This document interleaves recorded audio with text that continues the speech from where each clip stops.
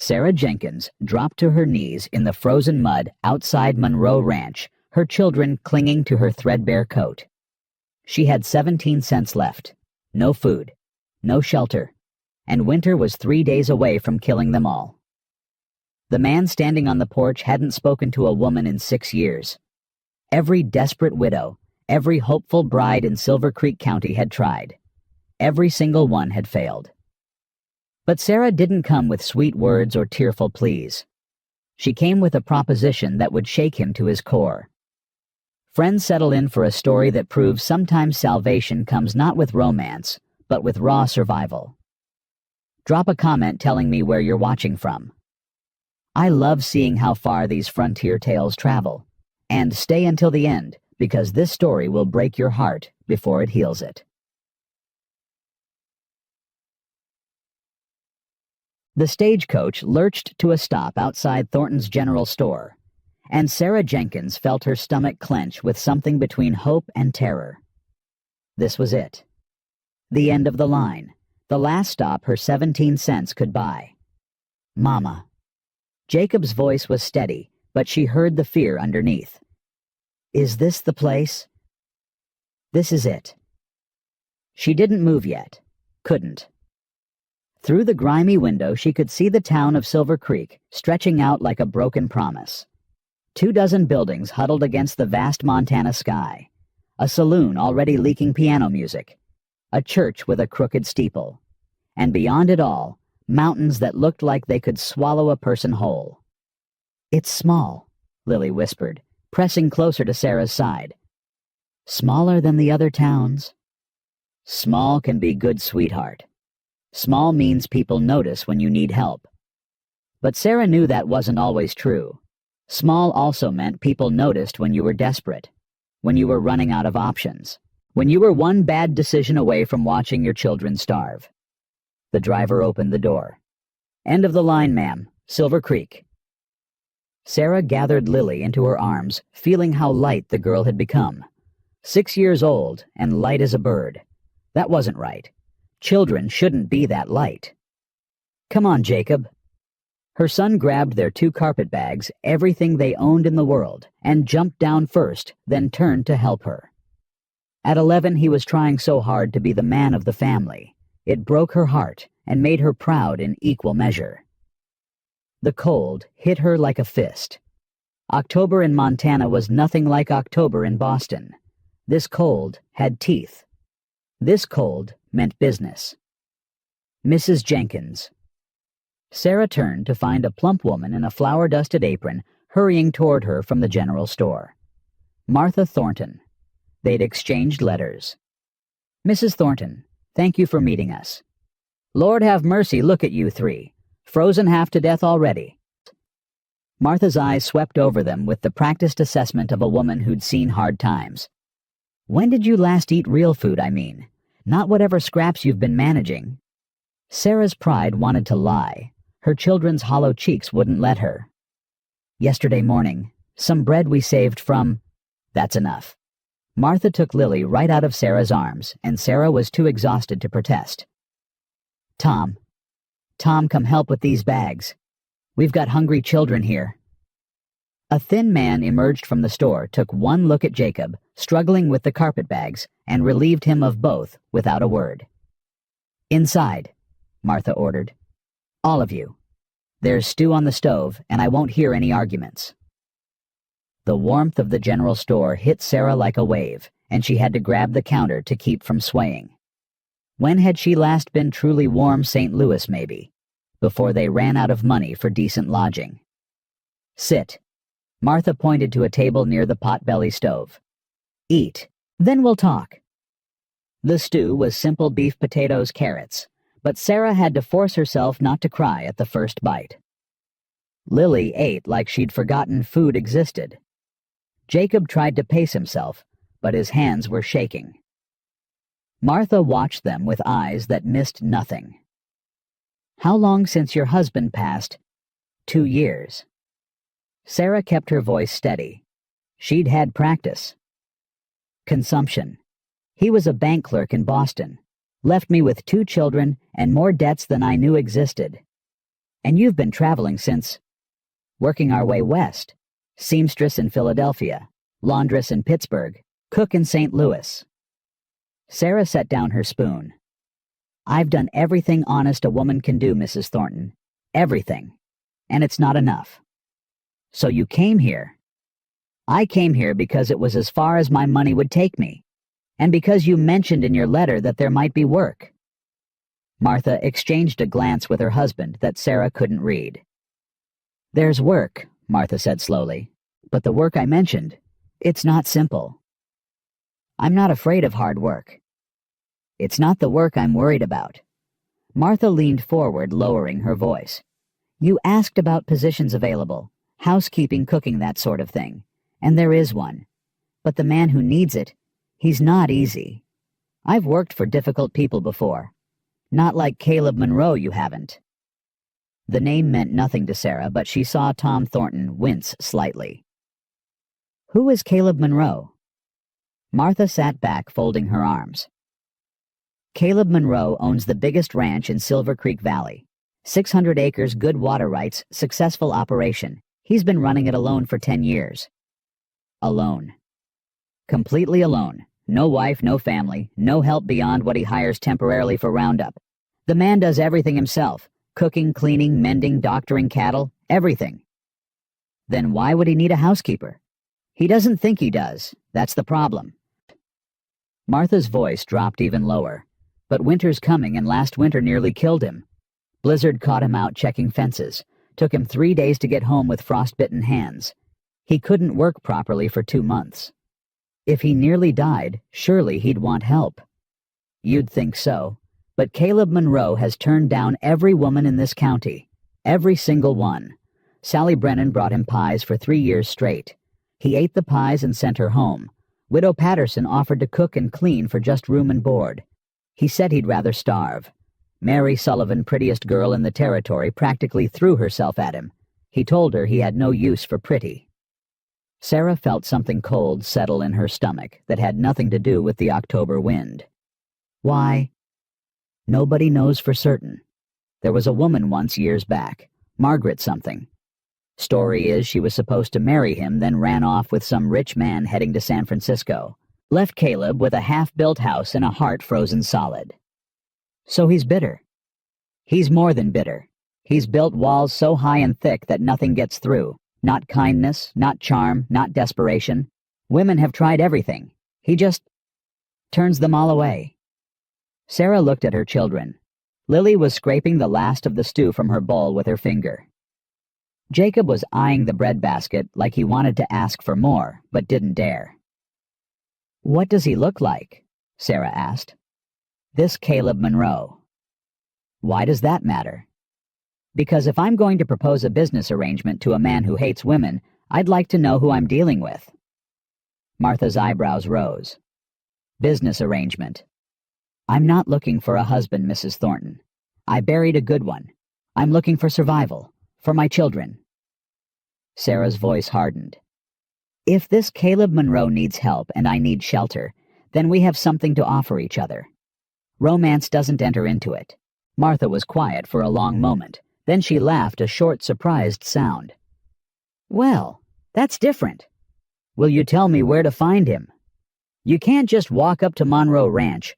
It's 7 miles out of town, and you've got 2 children and no horse. Then where can I find him in town? Tom Thornton spoke for the first time. He comes in every week for supplies. Been doing it for years. Always on Thursdays. Today's Thursday. It is. Tom glanced toward the window. Should be here within the hour if he keeps to his pattern. Always comes just before noon. Loads up his wagon, doesn't talk to anybody more than necessary, and heads back before dark. Sarah stood up. Where are you going? Martha asked. To wait.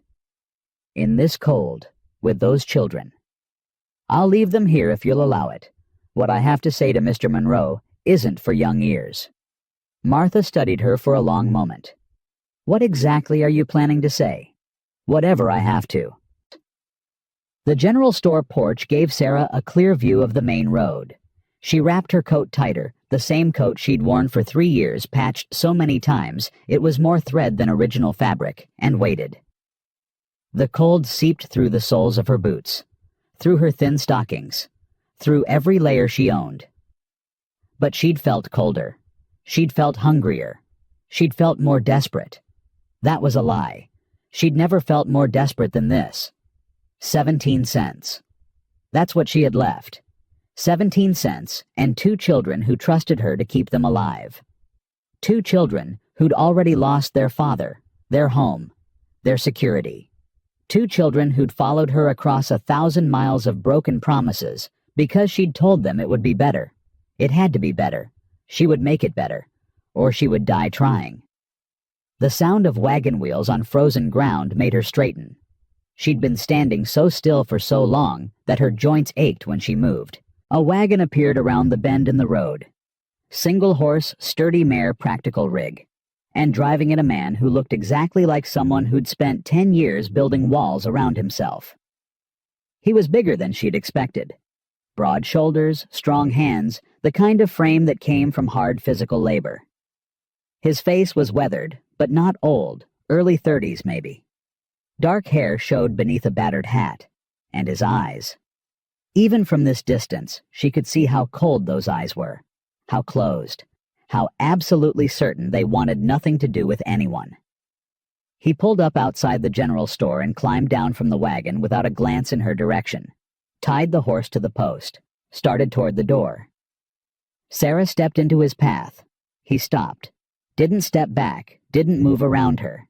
Just stopped and waited like she was an obstacle that would remove itself if he was patient enough. Mr. Monroe? It wasn't a question. She'd learned to read people years ago. This man carried his name like a weight. Ma'am. His voice was rough from disuse. You're in my way. I know. I intend to be. Something flickered in those cold eyes. Surprise, maybe, or irritation. I don't know you. No, you don't. Sarah kept her voice steady. My name is Sarah Jenkins. I arrived on the noon stage with my 2 children. We have no money, no food, and nowhere to go. Thornton's run a boarding house. Try there. He moved to step around her. Sarah moved with him. The boarding house costs money, Mr. Monroe. I just told you I don't have any. Then the church. Reverend Harwell helps folks down on their luck. Reverend Harwell helps folks for a few days. A week if they're lucky. I have 2 children, Mr. Monroe. I need more than a week. His jaw tightened. Look, ma'am. Whatever you're selling, I'm not buying. Whatever you're offering, I'm not interested.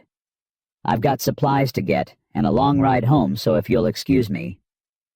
I'm not offering anything. He paused again. What? I'm not offering. I'm proposing. That's the same thing. No, it isn't. Sarah took a breath. This was it. This was everything. An offer can be refused. A proposal demands a response. For the first time, Caleb Monroe really looked at her. Not through her, not past her, at her. Say what you came to say then. You need help on your ranch. Winter's coming and last year nearly killed you. His expression didn't change, but she saw his hands tense. Mrs. Thornton talks too much. Mrs. Thornton cares about the people in this valley, including you, whether you want her to or not. Sarah pressed on before he could interrupt. I need shelter for my children, a safe place to spend the winter, food, warmth, a roof that doesn't leak. Lots of people need those things, but not everyone can give you what you need in return. She stepped closer, close enough to see the gold flecks in his gray-blue eyes. I can cook, clean, mend, preserve food, tend animals, doctor minor injuries, manage a household through the hardest conditions. I raised 2 children through poverty that would break most people, and I did it without ever begging, stealing, or compromising my integrity. Impressive speech. You practice it on the stage. I practiced it every day of my life, Mr. Monroe. Every day I've had to convince someone that I was worth keeping around. that my children were worth feeding, that we deserved a chance. His eyes flickered to the store window where Jacob and Lily were visible, watching with anxious faces. "Those your kids?" "Yes." "How old?" "Jacob's 11. Lily's 6. "Young. Young enough to need a stable home. Old enough to help with chores." Sarah's voice hardened. "Old enough to understand that life isn't fair and survival isn't pretty, but we do what we have to do anyway." Caleb Monroe was silent for a long moment. The wind picked up driving ice crystals against their faces. Sarah didn't flinch. She'd felt worse. "You said you're proposing," he said finally. "Propose what exactly?" "A business arrangement. Nothing more, nothing less." Sarah spoke clearly, letting every word carry weight. "I keep your house, cook your meals, mend your clothes. My children and I live in your home through the winter. In exchange, you provide room and board, food, shelter, warmth. When spring comes, we reassess. If it's not working, we leave. No harm done." "No harm done," he repeated flatly. "You think it's that simple?" "I think it's exactly that simple if we both want it to be." "And if I say no?" Sarah felt the cold wrap around her heart. "Then I walk back into that store, and I figure out something else. Because that's what I do, Mr. Monroe. I figure things out. I've been figuring things out for 2 years, ever since I buried my husband and discovered that the life I thought I had was built on debts and lies." She took another step closer, close enough that a proper lady would have stepped back. She wasn't a proper lady anymore. She was a mother with 17 cents and 2 hungry children. "But before you say no, let me ask you something, and I'd appreciate an honest answer." His eyes narrowed. "What?" Sarah held his gaze. Let him see the steel in her. "Do you want a wife, or do you just want another winter alone?" The question hit him like she'd slapped him. She saw it in the way his whole body tensed, in the way his breath caught, in the way those cold eyes suddenly weren't cold at all, but burning with something that might have been anger, or might have been fear. "That's none of your business." "Maybe not, but it's the question you need to answer." Sarah didn't back down. "I'm not asking to be your wife, Mr. Monroe. I'm not asking for love or romance or promises. I'm asking for a roof over my children's heads and a chance to earn our keep. That's all." "If that's all, then the question you asked?" "The question I asked is the same one you've been avoiding for 10 years. Sarah's voice softened but didn't waver. "Every woman in this county has tried to give you what they thought you wanted. Charm, beauty, home cooking, whatever they imagined would thaw your frozen heart. And you turned them all down because none of them asked the right question, which is, what do you actually need?" The silence stretched between them. Around them, Silver Creek went on with its business. Men walking to the saloon, women shopping at the store, children chasing each other through the muddy street, none of them paying attention to the standoff happening right in front of them. "You don't know me," Caleb said finally. His voice was rougher now. "You don't know what I need." "You're right. I don't know you. But I know loneliness. I know what it looks like when it's been carved into a person so deep they've forgotten what anything else feels like." Sarah paused. "I also know the difference between choosing to be alone and being afraid of anything else." "I'm not afraid." "Then say no." She stepped back, giving him room. "Say no and walk past me. Get your supplies and go home to your empty house and spend another winter talking to yourself because there's no one else to talk to. That's your choice, Mr. Monroe. It's always been your choice." He didn't move. "But if you're even a little bit tired of that life, if some part of you remembers what it felt like to have voices in your house and people who counted on you and a reason to come home that wasn't just chores and silence, then maybe we should talk." The wind howled around them. Snow began to fall, not heavy yet, but steady. The first real snow of the season. "You're either the bravest woman I've ever met," Caleb said slowly, "or the craziest. Probably both. Desperation does that to a person. This isn't desperation. This is He searched for the word. Calculation. You planned this, researched me, practiced what you'd say. Yes. The honesty seemed to surprise him. You're not going to pretend it was spontaneous. Why would I have 2 children to feed and 17 cents to my name. Spontaneous is a luxury I can't afford. Sarah lifted her chin. I'm not ashamed of being prepared, Mr. Monroe. I'm not ashamed of doing whatever it takes to keep my children alive. If that makes me calculating, then I'll be calculating. If it makes me manipulative, then I'll be manipulative. But I won't apologize for fighting to survive. I didn't ask you to apologize. No, you're trying to find a reason to say no. Something wrong with me that justifies walking away. She shook her head. You won't find it. I'm not hiding anything. I'm exactly what I appear to be, a widow with 2 children and no options. The question isn't whether I'm worthy of your help. The question is whether you're capable of giving it. Something shifted in his face. She couldn't read it. Anger, respect, recognition, she didn't know. 1 hour, he said abruptly. What? There's an old claim about a mile out of town. Jameson's place before he went bust. Creek with cottonwood trees. You know it. Sarah shook her head. Tom Thornton will tell you how to get there. 1 hour. We'll talk properly without half the town listening. Sarah glanced around.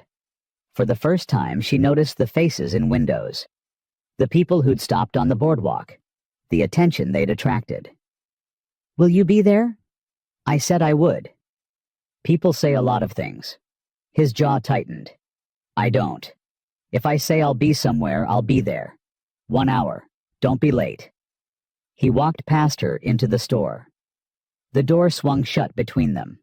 Sarah stood in the falling snow, her heart pounding so hard she could feel it in her temples. She'd done it. She'd gotten him to listen, to agree to talk.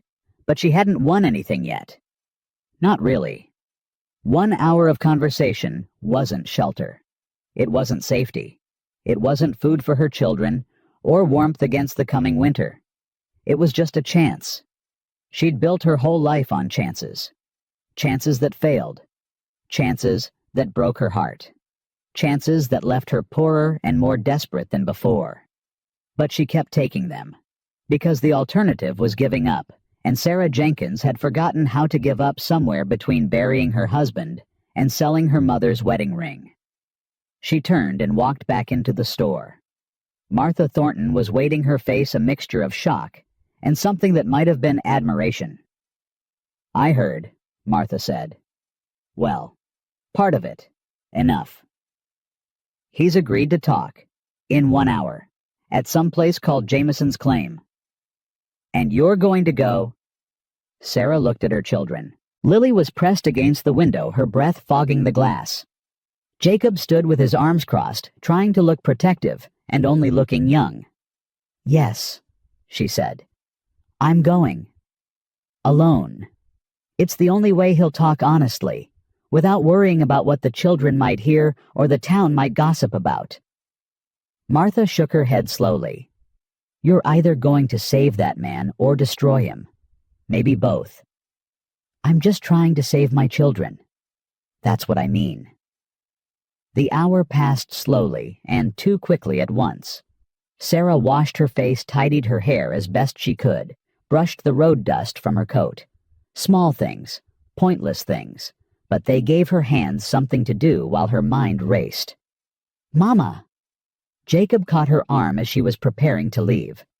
What if he says no? Then we figure out something else. What else is there? It was a fair question. An honest question. The kind of question she'd been trying not to ask herself. I don't know yet, but we'll find it. She cupped his face in her hands. We've always found something, haven't we? Yes, ma'am. Then trust me one more time. Can you do that? He nodded, but his eyes were too old for 11. Too knowing. Take care of your sister. I'll be back before dark. Tom Thornton lent her his wagon with directions to the Jameson claim. Sarah drove carefully, unused to handling reins, all too aware of how much she was risking on a conversation with a man who'd spent a decade pushing the world away. The cottonwood trees appeared like ghosts through the falling snow. A creek partially frozen wound between them, and standing beside a worn fence post, his horse tied nearby, was Caleb Monroe. He'd gotten there first. She wasn't sure what that meant. Sarah pulled the wagon to a stop and climbed down, her legs stiff from the cold. The snow was falling harder now, accumulating on her shoulders, catching in her hair. "You came," she said. "I said I would." "You did." They stood facing each other, two strangers with nothing in common except proximity and need. "Your husband," Caleb said without preamble. "How did he die?" "Consumption." It took him slowly, then all at once. He was sick for a year before we knew how serious it was. Another 6 months before he couldn't work anymore. Then 3 months of watching him fade until there was nothing left to fade. That's hard. Yes. And after I discovered he'd borrowed money to pay his medical bills. Money we didn't have. Money that came due the week after his funeral. Sarah's voice didn't waver. She'd told this story too many times for it to hurt the way it once had. The creditors took everything. The house, the furniture, the silver, the linens. Everything except the clothes on our backs and my mother's wedding ring. You still have the ring. I sold it. The words still tasted bitter. Last week, in Helena, to buy stage tickets to Silver Creek. He was quiet for a moment. That must have been difficult. It was metal and stone. My children needed food. Is that what you tell yourself? Sarah met his eyes. It's what's true. Sentiment doesn't keep bodies warm, Mr. Monroe. It doesn't fill empty stomachs. I learned that the hard way. Most people don't survive that kind of learning. Most people have other options. Another silence. The snow continued to fall. Why here? Caleb asked. Why Montana? Why Silver Creek? Because it was far. Because no one knew me. Because I couldn't stay where I was, and I didn't know where else to go. Sarah pulled her coat tighter. I've spent 2 years running Mr. Monroe, running from debt collectors and bad memories and the constant reminder of everything I lost. I'm tired of running. So you want to stop here? I want to stop. Whether it's here or somewhere else depends on the next hour. He turned away, looking out at the frozen landscape. The mountains in the distance. The endless white. You asked me a question earlier, he said, about wanting a wife versus wanting another winter alone. I remember. It wasn't a fair question. Most questions aren't. He almost smiled. Almost. The truth is, I don't want either. I don't want a wife who'll leave when something better comes along, and I don't want another winter of talking to myself because there's no one else.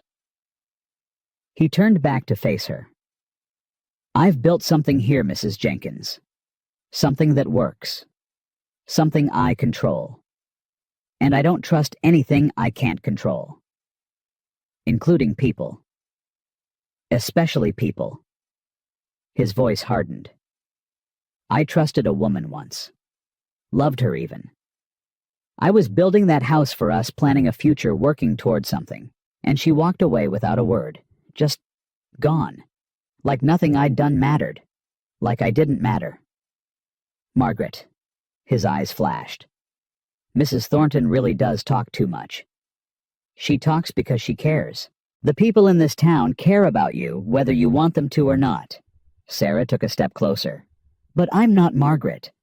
I'm not here because you're handsome, or because you own land, or because I think I can change you. I'm here because I'm desperate and you're available, and I'm hoping we can help each other survive. That's romantic. I told you I wasn't offering romance. I'm offering work, service in exchange for shelter. Nothing more complicated than that. It's always more complicated than that. Only if we let it be. He studied her face like he was reading a map, looking for landmarks, trying to figure out where he was. Your children, he said finally. The boy, Jacob. Yes. He looks at you like you're holding the world together with your bare hands. I am. And the girl, Lily. She's 6. She doesn't understand most of what's happening, just that we keep moving and nothing is ever permanent. That's hard on a child. It's hard on everyone. But children are resilient. They adapt. Sarah's voice softened. All they really need is to feel safe, feel wanted, know that someone will protect them no matter what. I can give them the first 2, but I can't protect them from a Montana winter with 17 cents and no shelter. 17 cents. That's what I have left. Not enough for another stage ticket. Not enough for a week at the boarding house. Just enough to make sure I can't run anymore even if I wanted to. Something shifted in his expression. Recognition, maybe. The understanding of someone who'd been trapped by circumstances beyond their control. The house has 3 bedrooms, he said slowly. I only use 1. The other 2 have been empty since I built them. Sarah felt her heart begin to pound. Mr. Monroe, I'm not agreeing to anything yet. He held up a hand. I'm just telling you what exists. 3 bedrooms, a kitchen with a stove that heats most of the house, a root cellar full of preserves and vegetables, a smokehouse with enough meat to last until spring. That sounds like a home. It sounds like a building with food in it. A home requires... He stopped. It requires things I don't have. What things? People, noise, complications. He almost spat the last word. The kind of entanglements that make a man vulnerable, that give the world leverage against him. You think having people in your house makes you weak? I think it gives others power over me that I don't want to give. Sarah took another step toward him, close enough now to see the lines around his eyes, the gray at his temples, the tension in his jaw. Mr. Monroe, Caleb. She used his first name deliberately. I've had power over men before, not by choice, but because that's how the world works when you're a woman alone. I've had to smile when I wanted to scream, say yes when I meant no, pretend things were fine when they were falling apart, and I'm tired of it. All I want now is an honest arrangement with an honest man. You give me shelter, I give you service. We keep our hands to ourselves and our expectations clear. No power games, no manipulation, just 2 people helping each other survive. You make it sound simple. Because it is simple. We're the ones who complicate things with fear and distrust and memories of people who hurt us. Sarah softened her voice. I'm not Margaret. I'm not going to disappear. I have nowhere to disappear to. That's not exactly reassuring. It's honest. I'd rather give you honest than reassuring. The snow was falling heavier now, accumulating on their shoulders, turning the world white and quiet. 1 month, Caleb said. Sarah's breath caught. 1 month trial. You work. I provide room and board. At the end of the month, we decide together whether to continue through winter. He paused. If it's not working, I'll pay your stage fare to wherever you want to go. That's generous. That's practical. If you leave, I don't want you stranded in Silver Creek causing talk and trouble. And if it is working, then we negotiate terms for the winter.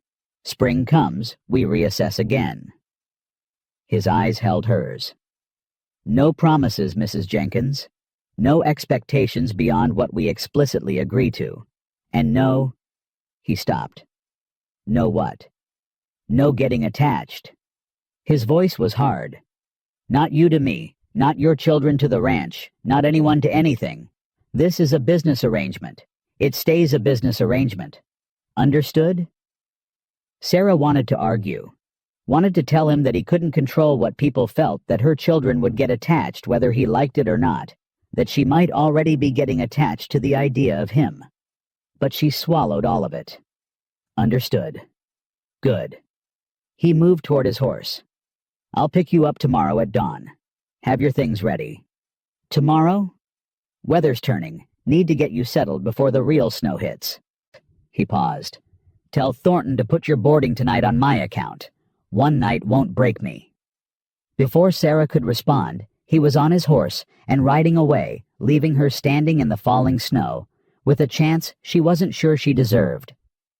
But she'd take it. She'd take it and make it work and keep her children safe. And if that meant living with a man who'd built walls around his heart, well, she'd broken through walls before. The ride back to town felt shorter than the ride out. Or maybe she was just lighter. Hope did that to a person, made everything feel more bearable, even when the outcome was still uncertain. Martha Thornton was waiting on the porch of the general store, a shawl wrapped around her shoulders and worry written across her face. "Well, 1-month trial," Sarah said. "He's coming for us at dawn." Martha's eyes widened. He agreed. Caleb Monroe agreed to take someone into his home. He agreed to try. That man hasn't let anyone past his property line in 6 years, and you got him to agree after one conversation. Martha shook her head slowly. "What did you say to him?" Sarah climbed down from the wagon, her legs unsteady from cold and relief. "I asked him what he needed instead of telling him what I could give. And that worked. It worked well enough." Sarah looked toward the store where her children's faces pressed against the window. "It's just a chance, Mrs. Thornton. 1 month. A lot can go wrong in 1 month. A lot can go right, too." Sarah wanted to believe that. Wanted to let herself hope that this time finally she'd found a place that could become home. But she'd hoped before. Believed before. Trusted before. And every time the world had found a way to take it all away. So she pushed the hope down, locked it somewhere safe where it couldn't hurt her, and walked into the store to tell her children that tomorrow they were going to a ranch, that tomorrow maybe their running would stop, that tomorrow. She couldn't let herself think beyond tomorrow. Not yet. Not until she knew if Caleb Monroe would keep his word. But as she held her children that night, listening to them breathe in the warmth of the boarding house room, Sarah allowed herself one small moment of something that felt almost like peace. Tomorrow she'd find out if it was real. Tomorrow everything would change. For better or worse, tomorrow was coming. And Sarah Jenkins would be ready. Dawn came gray and cold, the sky heavy with clouds that promised more snow. Sarah had been awake for hours, checking and rechecking their meager belongings, making sure the children were ready. "Mama!" Jacob stood by the window, his breath fogging the glass. "There's a wagon coming." Sarah's stomach clenched. He'd come. Part of her had expected him to change his mind overnight, to send word that he'd reconsidered, that the arrangement was off. But there he was, driving his wagon down the main street of Silver Creek, his face set in that same closed expression she remembered from yesterday. "Get your things," she told the children. "Both of you. We're leaving." Lily clutched her doll tighter. "Is the man nice, Mama?" "He's fair. That's better than nice sometimes." They met him outside the boarding house. Caleb Monroe didn't climb down from the wagon, just sat there holding the reins, watching them approach, with eyes that gave nothing away. "Mrs. Jenkins." "Mr. Monroe. You're ready?" "I said I would be." Something flickered across his face. Approval, maybe, or just surprise that she'd kept her word. "Put your bags in the back. Boy can ride there too. You and the girl up front." Jacob bristled at being called boy, but Sarah shot him a look that silenced any protest. They loaded their carpet bags, pitifully light, pitifully few, and climbed aboard. The wagon started moving before Sarah was fully settled. Caleb Monroe, it seemed, didn't believe in wasting time. 7 miles, he said without looking at her. "Take about an hour in this weather. Longer if the snow picks up." "I understand. House has been empty a long time. I've kept it clean enough, but it's not what you're probably used to."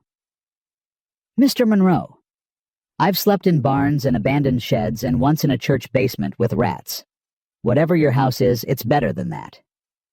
He glanced at her, then something unreadable in his eyes. Rats. St. Louis. The church was supposed to be a refuge for families in need. Turned out the need was greater than the refuge. Sarah kept her voice matter of fact. "We left after 2 nights. Jacob killed 3 rats with a board he found. He was 10. From the back of the wagon, Jacob's voice carried forward. 4 rats, Mama. You always forget the one behind the altar. Caleb's hands tightened on the reins, but he said nothing. They rode in silence for a while, the only sounds the creak of the wagon and the soft whisper of falling snow. Lily had fallen asleep against Sarah's shoulder, exhausted from a night of anxious excitement. The boy, Caleb said finally. Jacob. He any good with work? He's willing. That counts for more than skill at his age. Can he follow instructions? Better than most adults I've known. Caleb was quiet for another moment. I could use help with the stock. Feeding, watering, mucking stalls. Nothing too heavy, but it needs doing twice a day. He'd be grateful for the chance to be useful. It's not about gratitude. It's about work getting done. I understand. Do you... He turned to look at her fully. This isn't charity, Mrs. Jenkins. I'm not taking you in because I feel sorry for you. I'm taking you in because I need help and you're offering it. The moment that arrangement stops working, the moment you become more trouble than you're worth. We leave. You've made that clear. Have I?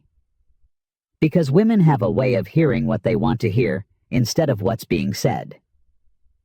Sarah felt her temper flare, but she controlled it. Mr. Monroe, I've spent 2 years having men explain to me what women do and don't understand. Landlords who thought I couldn't comprehend that rent was due. Employers who assumed I needed simple words and simpler tasks. Creditors who believed I was too delicate to face hard truths. She kept her voice level. I buried my husband, lost my home, and kept my children alive across 1,000 miles of hostile territory. I understand things just fine. The silence that followed was different. Charged. Fair enough, Caleb said finally. I won't explain things twice. Good, because I won't need you to. They crested a hill, and Sarah saw the ranch for the first time. Her breath caught despite herself. It was larger than she'd expected. A main house solid and well-built with smoke rising from the chimney. A barn that could hold 12 horses. Outbuildings scattered across the property, smokehouse, chicken coop, what looked like a workshop. And beyond it, all acres of land stretching toward the mountains. This is yours? 600 acres. Built it from nothing. It's substantial. It's work. Every acre of it, every building, every fence post. Work that never ends. I'm not afraid of work.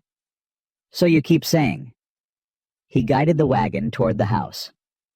Let's see if it's true.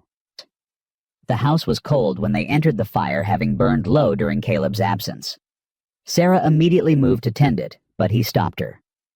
I'll handle the fire. You get settled. First room on the left is yours and the girls'. Second room is for the boy. Mine's at the end of the hall. That door stays closed. Understood. Kitchen's through there. Root cellar's under the floor. There's a hatch by the back door. Privy's out back, but there's a chamber pot in each room for nights. Pump works most of the time, but if it freezes, there's a barrel of water by the stove. Sarah absorbed the information, already cataloging what she saw. The house was clean, as he'd said, but it was also empty. Not just of people of life. No curtains on the windows. No rugs on the floors. No pictures on the walls. Just bare functionality, like a tool rather than a home. The other rooms, she said carefully. The ones you said were empty. Were they always empty? His jaw tightened. They were supposed to be for... It doesn't matter. They're empty. Have been since I built the place. Since Margaret left. He didn't say it, but Sarah heard it anyway. Mr. Monroe... Caleb. The word came out rough, almost unwilling. If you're going to be living under my roof, you might as well use my name. Caleb, then. And I'm Sarah. He nodded once sharply, then turned toward the door. I've got stock to tend.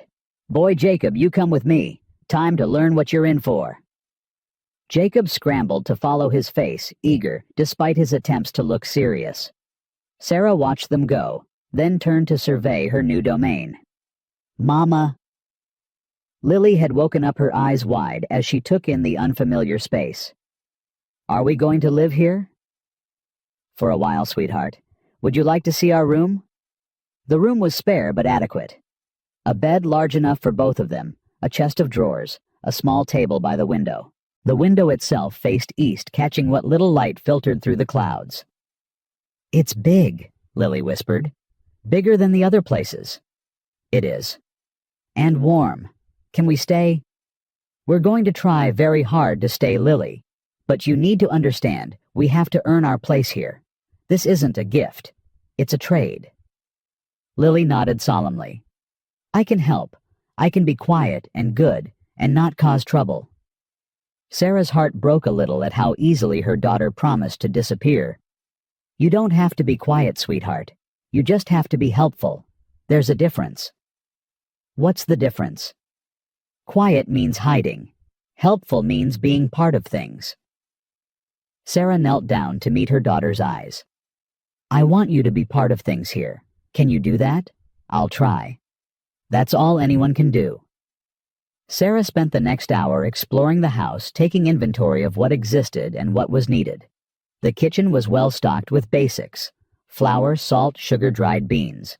The root cellar was impressive, filled with preserved vegetables and fruits from a garden that must have taken considerable effort to maintain alone. She found dishes in the cupboard, pots and pans, basic utensils. Everything functional, nothing decorative.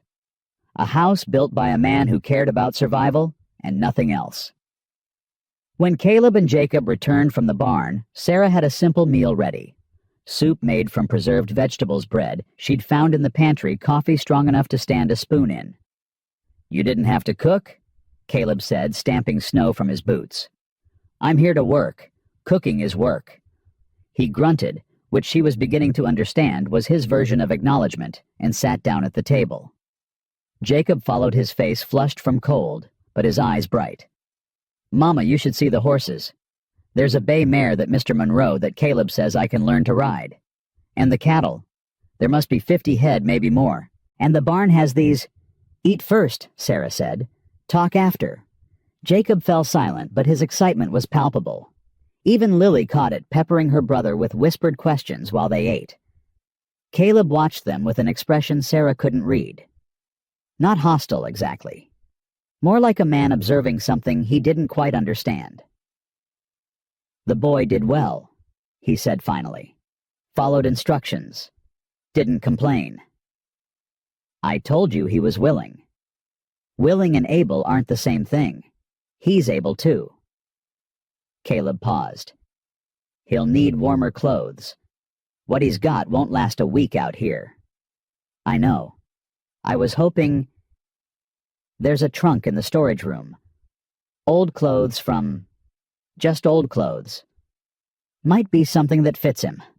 Check after supper." Old clothes from Margaret's time, probably. Things he'd bought for the children they were supposed to have. Sarah felt a pang of something: sympathy. Recognition. Both. "Thank you. It's practical. Can't have him freezing when there's work to be done." Everything was practical with this man. Every kindness wrapped in utility, every gesture justified by need, as if admitting to simple generosity would break something inside him. "Caleb?" He looked up. "Thank you anyway." Something shifted in his eyes, just for a moment. Then the walls came back up. "Storm's coming tonight. Real one this time. Tomorrow we'll need to secure the stock check, the fences, make sure the house is ready. You know how to handle a rope." "I can learn." "Good, because tomorrow everyone works." The storm hit after midnight, howling around the house like something alive and angry. Sarah lay awake listening to it. Lily pressed warm against her side and thought about all the storms she'd weathered. None quite like this. The fury of a Montana blizzard made everything else seem gentle by comparison. But the house held. The walls didn't shake. The roof didn't leak. Whatever else Caleb Monroe might be, he was a man who built things to last. She finally slept and dreamed of nothing. Morning came white and wild. The world transformed into an ocean of snow. Sarah had breakfast ready before dawn, coffee, oatmeal, bacon from the smokehouse. Caleb appeared in the kitchen, looking like he'd already been awake for hours. Stock's going to need extra feed in this cold. Water troughs might be frozen. Boy ready. He's getting dressed. Girl can help you in the house. Storm like this will need more wood brought in. Can she carry? Small loads, yes. Good. Idle hands in a blizzard lead to trouble. He ate quickly, mechanically, like a man refueling rather than enjoying a meal. Sarah watched him and wondered when he'd last tasted anything. Really tasted it, instead of just consuming what his body needed. The oatmeal, she said. Is it all right? He paused mid-bite. What? The oatmeal. I wasn't sure how you take it. Some men like it thick, some like it thin. I can adjust for tomorrow if... It's fine. But is it good? There's a difference between fine and good. He stared at her like she'd started speaking a foreign language.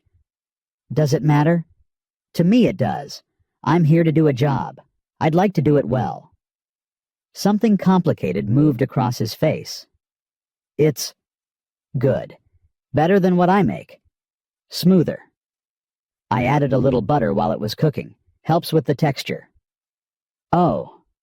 He took another bite, and Sarah could swear he tasted it this time. Really tasted it. Thank you. It was the most sincere thing he'd said since they arrived. The day was brutal. Jacob worked beside Caleb in the barn, learning to break ice on water troughs to distribute feed efficiently to check animals for signs of cold stress. Sarah watched from the kitchen window when she could, her heart in her throat, every time the wind gusted hard enough to make the boy stagger. But he kept going. Every time he stumbled, he got back up. Every time the cold seemed too much, he pushed through. Her son, she thought with fierce pride. Her William's son. Lily helped carry wood small armloads that she treated like precious cargo. She also discovered the chickens in the small coop attached to the barn and came back to the house full of breathless reports. There's 6 of them, Mama 5 brown ones and 1 white one. Caleb says the white one is mean, but she lays the best eggs. Can I name them? He said I could if I wanted. He said that. Well, he said, I don't care what you call them as long as you collect the eggs. That means yes, right. Sarah hid a smile. I think it means yes. Dinner that night was more elaborate stew from the preserved meat biscuits Sarah made from scratch, a simple dessert of stewed apples. Caleb said nothing when he sat down, but she noticed he took second helpings of everything. Storm should blow itself out by tomorrow, he said as they finished eating. Then we'll have 3, maybe 4 days of clear weather before the next one hits. How do you know? Been watching this weather for 10 years. It has patterns, rhythms. He pushed back from the table. We'll use those clear days to shore up the fence line. Boy can help. You'll need to preserve the meat I'll be butchering. I know how to preserve meat. Know how to do it in volume. We're not talking about a rabbit or 2. We're talking about enough beef to last 4 people through winter. 4 people. He'd included them in his count without seeming to notice. I'll manage. You keep saying that. Because it keeps being true. The corner of his mouth twitched. Not quite a smile, but closer than she'd seen. Tomorrow, he said and headed for his room. The pattern of their days began to take shape. Morning started before dawn. Caleb and Jacob to the stock. Sarah to the kitchen. Lily to the chickens she'd claimed as her personal responsibility. Breakfast together, then the day's work. Dinner as the sun set. Evenings by the fire, quiet, but not uncomfortable. Caleb didn't talk much, but Sarah began to read his silences. There was the tense silence when something was wrong.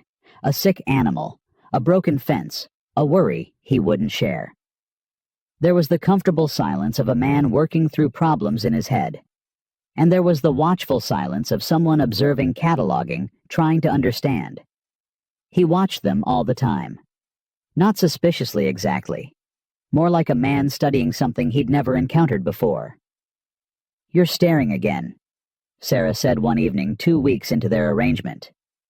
Caleb blinked. What? You've been staring at Jacob for the past 10 minutes. He looked away embarrassed. Just thinking. About the way he is with the horses. He's got good instincts. Better than most men twice his age. He loves them. Animals, I mean. Always has, even in the city. Cities don't have animals like this. Cities have enough to catch a boy's attention. Carriage horses, street dogs, the occasional cat. Jacob used to spend hours at the livery stable near our apartment. The owner let him help sometimes in exchange for lessons about horses. That where he learned to ride. Learned is a strong word. He sat on horses, walked them around a paddock. It was enough to give him the basics. Caleb was quiet for a moment. I could teach him more, if he wants. He'd want that very much. It's practical, Caleb said quickly. He needs to know how to handle horses if he's going to be useful around here. Of course. Practical. He shot her a look that suggested he knew she was humoring him, but couldn't figure out how to object. Lily, meanwhile, had claimed her own corner of the ranch. The chickens had names now. Henrietta Beatrice Martha, Adelaide Constance, and the mean white one she'd dubbed Empress Victoria, and she'd appointed herself their official caretaker. Caleb, she announced one morning. Henrietta is sick. Caleb looked up from his coffee. What? Henrietta. She's not eating like the others, and her feathers are all puffed up. Chickens puff up in the cold. It's normal. Not like this. This is different puffing. Lily's face was serious. I think she needs medicine. Caleb stared at the 6-year-old lecturing him about chicken health and seemed utterly at a loss. I'll check on her, he said finally. Now, after breakfast. But what if she gets sicker while we're eating? Sarah intervened. Lily let Caleb finish his coffee. Henrietta will be fine for another 20 minutes. Lily subsided, but her eyes kept darting to the window, watching for any sign of chicken distress. Caleb checked on Henrietta after breakfast, Lily trailing behind him like a determined shadow. When they came back, he was carrying a small bundle of feathers. It's not Henrietta, he said. It's Adelaide, and she's not sick. She's brooding. Brooding? Wants to sit on eggs. We'll need to separate her from the others for a while. Lily's face transformed with joy. She's going to have babies. If the eggs are fertile, maybe. No guarantees. Can I help take care of her? Please. Caleb looked at Sarah, clearly hoping for rescue. She offered none. I suppose, he said. But you do exactly what I tell you. Brooding hens are temperamental. I will. I promise. She ran off to tell her brother, and Caleb turned to Sarah with an expression that was almost plaintive. How does she do that? Do what? Make me agree to things I never intended to agree to. It's a gift, Sarah said.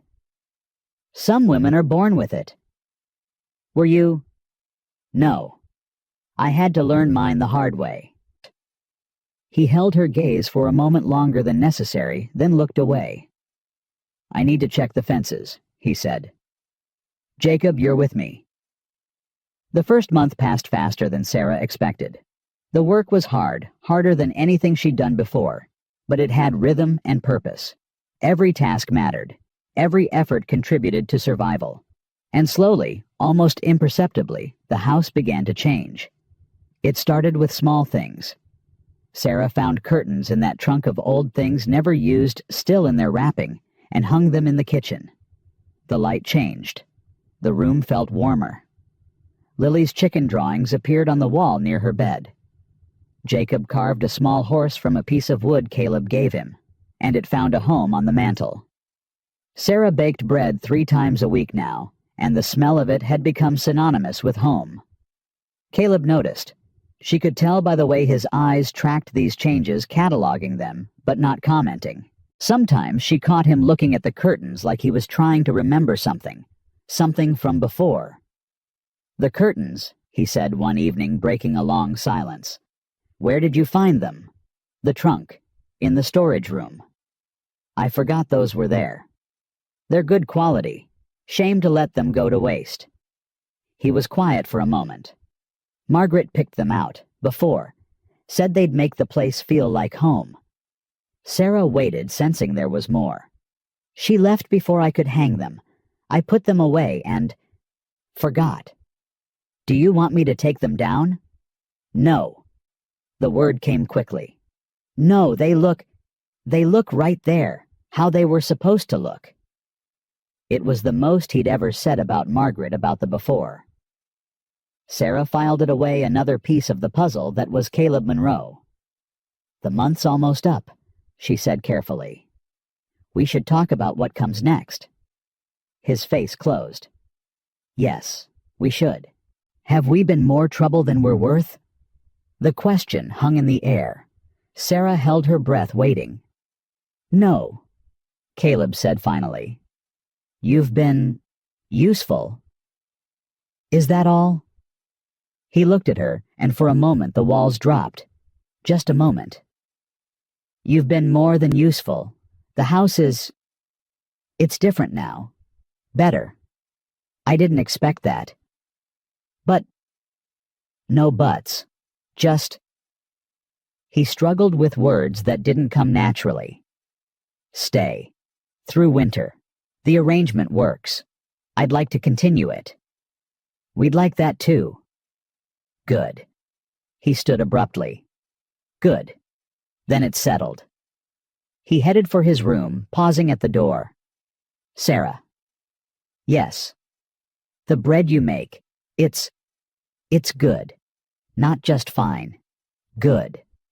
He disappeared before she could respond. Sarah sat in the quiet kitchen, surrounded by curtains Margaret had chosen and a home Caleb had built for someone else, and felt something she'd almost forgotten existed. Hope. Not the desperate hope of survival, of making it to tomorrow. Something softer. Something dangerous. Hope that maybe, just maybe, this wasn't just an arrangement. Maybe it was the beginning of something more. But even as the thought formed, she pushed it away. Caleb Monroe had made his terms clear. Business. Arrangement. No expectations beyond what they'd explicitly agreed to. She would honor those terms, even if honoring them was getting harder every day. The next morning brought a new crisis. Jacob burst into the kitchen just after dawn, his face pale. The bay mare. Something's wrong. She's down and won't get up. Caleb was already moving, grabbing his coat. Show me. Sarah followed Lily at her heels, despite instructions to stay inside. They found the mare in her stall, lying on her side, breathing hard. Colic, Caleb said grimly. Bad one. Will she die? Jacob's voice cracked. Not if I can help it. Caleb was already kneeling beside the animal, his hands gentle on her distended belly. Sarah, I need warm water. Lots of it.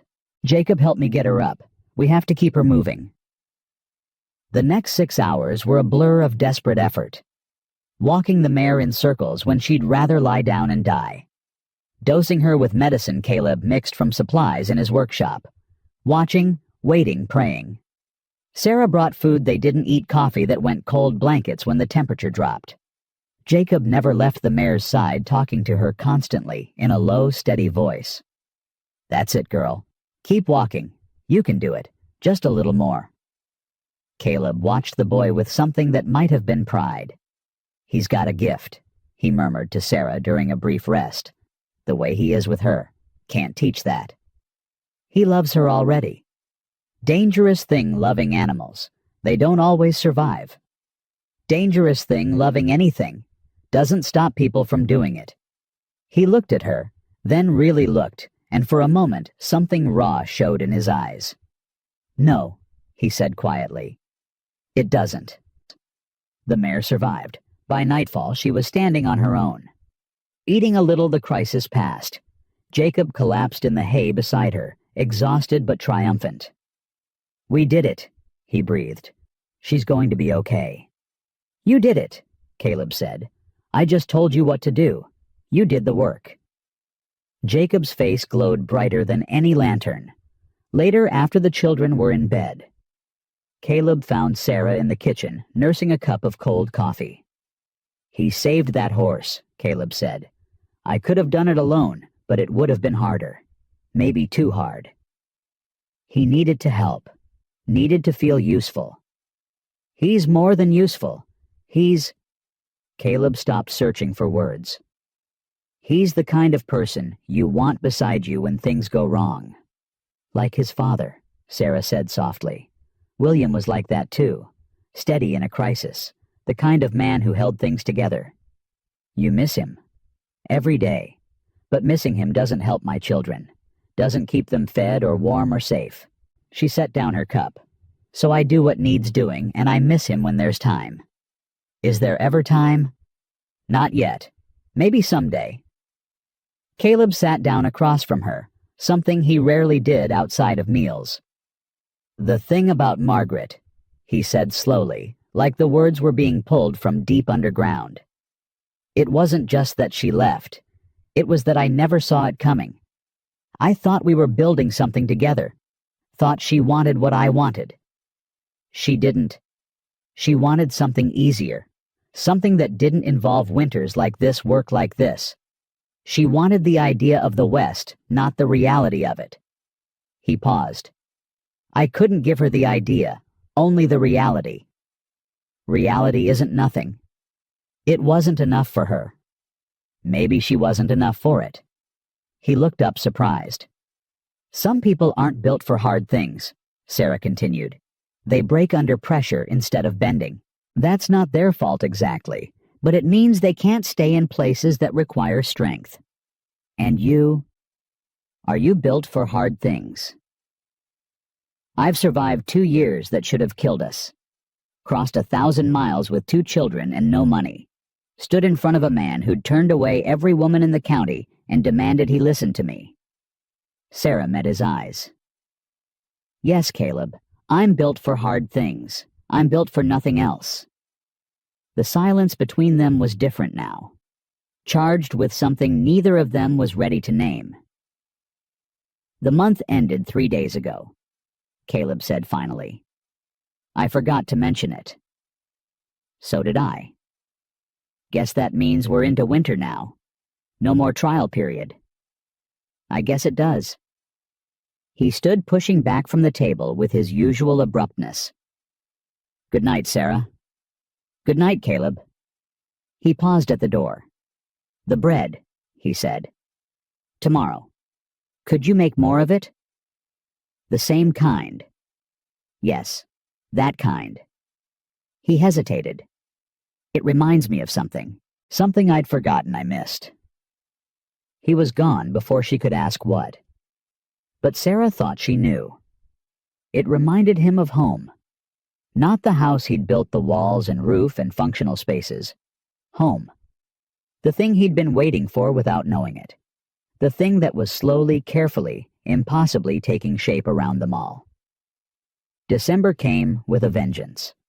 The snow fell harder now, deeper, turning the world into an endless white that seemed determined to swallow everything. Sarah had thought she understood winter. She'd been wrong. 3 feet overnight, Caleb said, stamping into the kitchen with snow crusted on his shoulders. "More coming. This is going to be a bad one." "How bad?" "Bad enough that we need to bring extra wood in today. Enough for a week, maybe more." Jacob was already reaching for his coat. "I'll help."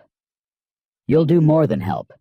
I need you running the south shed while I handle the barn. Can you do that?" The trust in the question wasn't lost on Jacob. His face went serious adult in a way that still caught Sarah off guard. "Yes, sir." "Don't call me sir. Makes me feel old." "Yes, Caleb." They worked all day, all 4 of them. Even Lily helped carrying smaller pieces of kindling, stacking them carefully by the kitchen stove. By nightfall, the house was fortified. The animals secured everything that could be done. Done. "Now we wait," Caleb said. The storm hit around midnight. Sarah had heard storms before, but this was something else entirely. The wind didn't just howl, it screamed. The house didn't just creak. It groaned like a living thing in pain. Lily woke crying, terrified by the noise. Sarah held her close, murmuring reassurances she wasn't sure she believed. "Mama, the house is breaking." "No, sweetheart, the house is fighting. Remember what Caleb said, a noisy house in a storm is a strong house." "But it sounds so angry." "It's not angry. It's determined. There's a difference." A knock at her door made Sarah jump. Caleb's voice came through the wood. "Everyone all right in there?" "We're fine. Lily's scared." "Tell her the roof's held through worse than this. Built it myself. Overbuilt it, actually. Could probably handle twice the weight." Sarah relayed the message, and Lily's trembling eased slightly. "He built it strong. Very strong. Because he was going to have a family." The question pierced something in Sarah's chest. "Yes, sweetheart. He was. But then he didn't." "No, then he didn't." Lily was quiet for a moment. "We could be his family now, if he wanted." "It's not that simple, Lily." "Why not?" "Because he's afraid," Sarah thought. "Because I'm afraid. Because families aren't built on business arrangements, no matter how well those arrangements work." "Get some sleep," she said instead. "The storm will pass." But the storm didn't pass. It raged for 2 days, trapping them inside with nothing to do but wait. The forced proximity that had been comfortable before became something else entirely. Charged. Aware. Sarah found herself noticing things she'd tried not to notice. The way Caleb's hands moved when he worked on small repairs capable and precise. The way his voice softened when he talked to Jacob about horses. The way his eyes followed her sometimes when he thought she wasn't looking. On the second evening, with the wind still howling outside, Lily asked for a story. "Mama's tired," Sarah said. "Maybe tomorrow." Caleb could tell one. The suggestion made Caleb look up from the harness he was mending. "I don't know any stories." "Everyone knows stories," Lily said, echoing something Sarah had taught her months ago. "Even true ones count." "She won't stop asking until you give in," Jacob said with the wisdom of an older brother. "Trust me."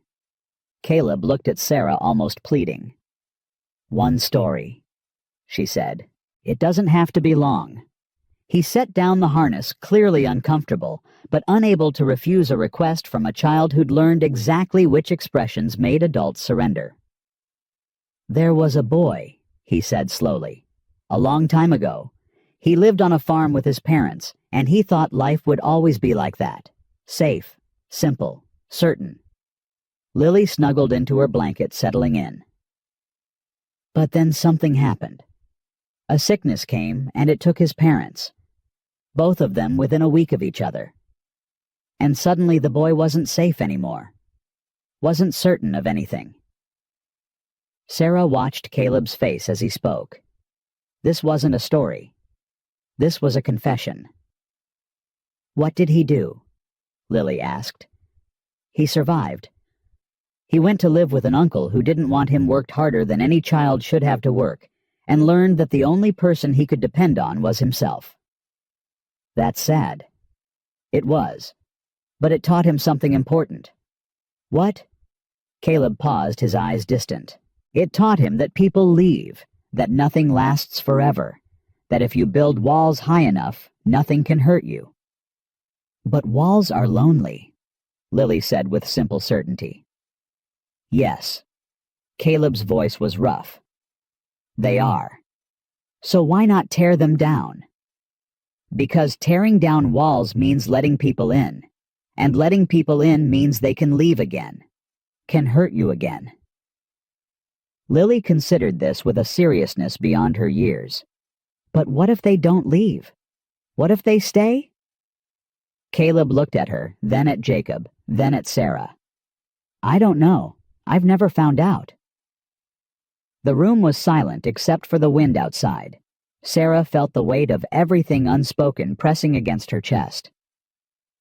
"I think," Lily said slowly, "that staying is better than walls, even if it's scary." "Maybe you're right," Caleb said quietly. "Maybe you are." He went back to his harness, but something had shifted. Some barrier invisible but present had cracked just a little. Sarah tucked Lily into bed that night with extra blankets and a kiss on her forehead. "Mama." "Yes, sweetheart." "Caleb is like his story. The boy who built walls." "I know. But the boy was wrong. Walls don't keep hurt out. They keep everything out. Good things and bad things." "That's very wise, Lily." "I learned it from you." Lily yawned. "You never built walls, Mama. Even when Papa died. You just kept letting us in." Sarah felt tears prick her eyes. "Go to sleep, sweetheart. I hope Caleb tears his walls down. I like it here. I want to stay. I know you do. Do you want to stay?" The question deserved an honest answer, even if that answer scared her. "Yes," Sarah whispered. "I want to stay." The storm broke on the third morning, revealing a world transformed. The snow was higher than Jacob was tall in some places. The barn was half buried. The fence line had disappeared entirely. "We've got work to do," Caleb said, and for the next week they did nothing but dig out, repair, and restore. But something had changed. The walls Caleb had built so carefully were developing cracks. Small things barely noticeable. A hand that lingered when passing the salt. A smile that reached his eyes. A we where there used to be I. "We should check the south fence today," he'd say. "Our supplies are holding well," he'd observe. "This is how we do things here," he'd explain to Jacob. Our, we, here. Words that bound them together, whether he realized it or not. Sarah realized it. She noticed every shift, every softening, every moment when Caleb Monroe forgot to be alone. And she began to hope. Against her better judgment, against every hard lesson life had taught her, she began to hope. Christmas approached without fanfare. Sarah hadn't expected Caleb to acknowledge it, but she wanted to do something for the children. Something to mark the day, to remind them that even in the midst of survival, there was room for joy. "I'd like to make a special dinner," she told Caleb. "For Christmas, if you don't mind." "Why would I mind?" "Some people don't celebrate. I didn't want to assume." He was quiet for a moment. "I haven't celebrated in years.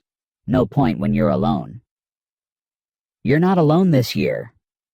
The words hung between them heavier than she'd intended. "No," he said finally. "I'm not." Christmas morning dawned clear and cold. Sarah had been up since before dawn preparing the meal she'd been planning for weeks. Roast beef from the smokehouse, potatoes and carrots from the root cellar, fresh bread still warm from the oven, and a cake simple but sweet made with precious sugar she'd been hoarding. The children came down to find small gifts waiting for them. For Jacob, a knife Caleb had been secretly working on the handle carved with his initials. For Lily, a new dress for her doll, Rosie, sewn by Sarah from scraps of fabric. "You did this?" Jacob asked, turning the knife over in his hands. "Made it yourself." "It's practical," Caleb said gruffly. "Every man needs a good knife." "It's more than practical." Jacob's voice was thick. "It's... Thank you. I'll take care of it." Lily was already redressing Rosie, chattering to her doll about the beautiful new gown. "Look, Rosie. It's blue, like the sky Mama made it special for you." Sarah watched Caleb watching them and saw something break open in his face, something he'd been holding back for a very long time. "I have something," he said abruptly. "Wait here." He disappeared into his room and returned with a small bundle wrapped in cloth. "It's not new," he said, handing it to Sarah. "It was my mother's. I found it when I was going through that trunk, and I thought you might." Sarah unwrapped the cloth to find a small brooch, silver simple, in the shape of a mountain lily. "Caleb, it's not I'm not trying to..." He stopped, clearly struggling. "You gave up your mother's ring, to get here, to give your children a chance. This seemed fair. It's not about fair." "Then what's it about?" Sarah looked at the brooch, then at the man who'd given it to her. The man who'd built walls so high he'd forgotten the sky existed. The man who was slowly, painfully learning to let light in. "It's about family," she said softly. "It's about belonging to something bigger than yourself." "I wouldn't know much about that." "You're learning." The moment stretched fragile and full of possibility. Then Lily's voice cut through. "Mama, is Caleb part of our family now?" Sarah looked at her daughter, then at Caleb. His face had gone carefully blank, waiting for her answer, waiting to be heard again. "That's up to Caleb," she said carefully. "Family isn't something you can force. It's something people choose." "Have you chosen?"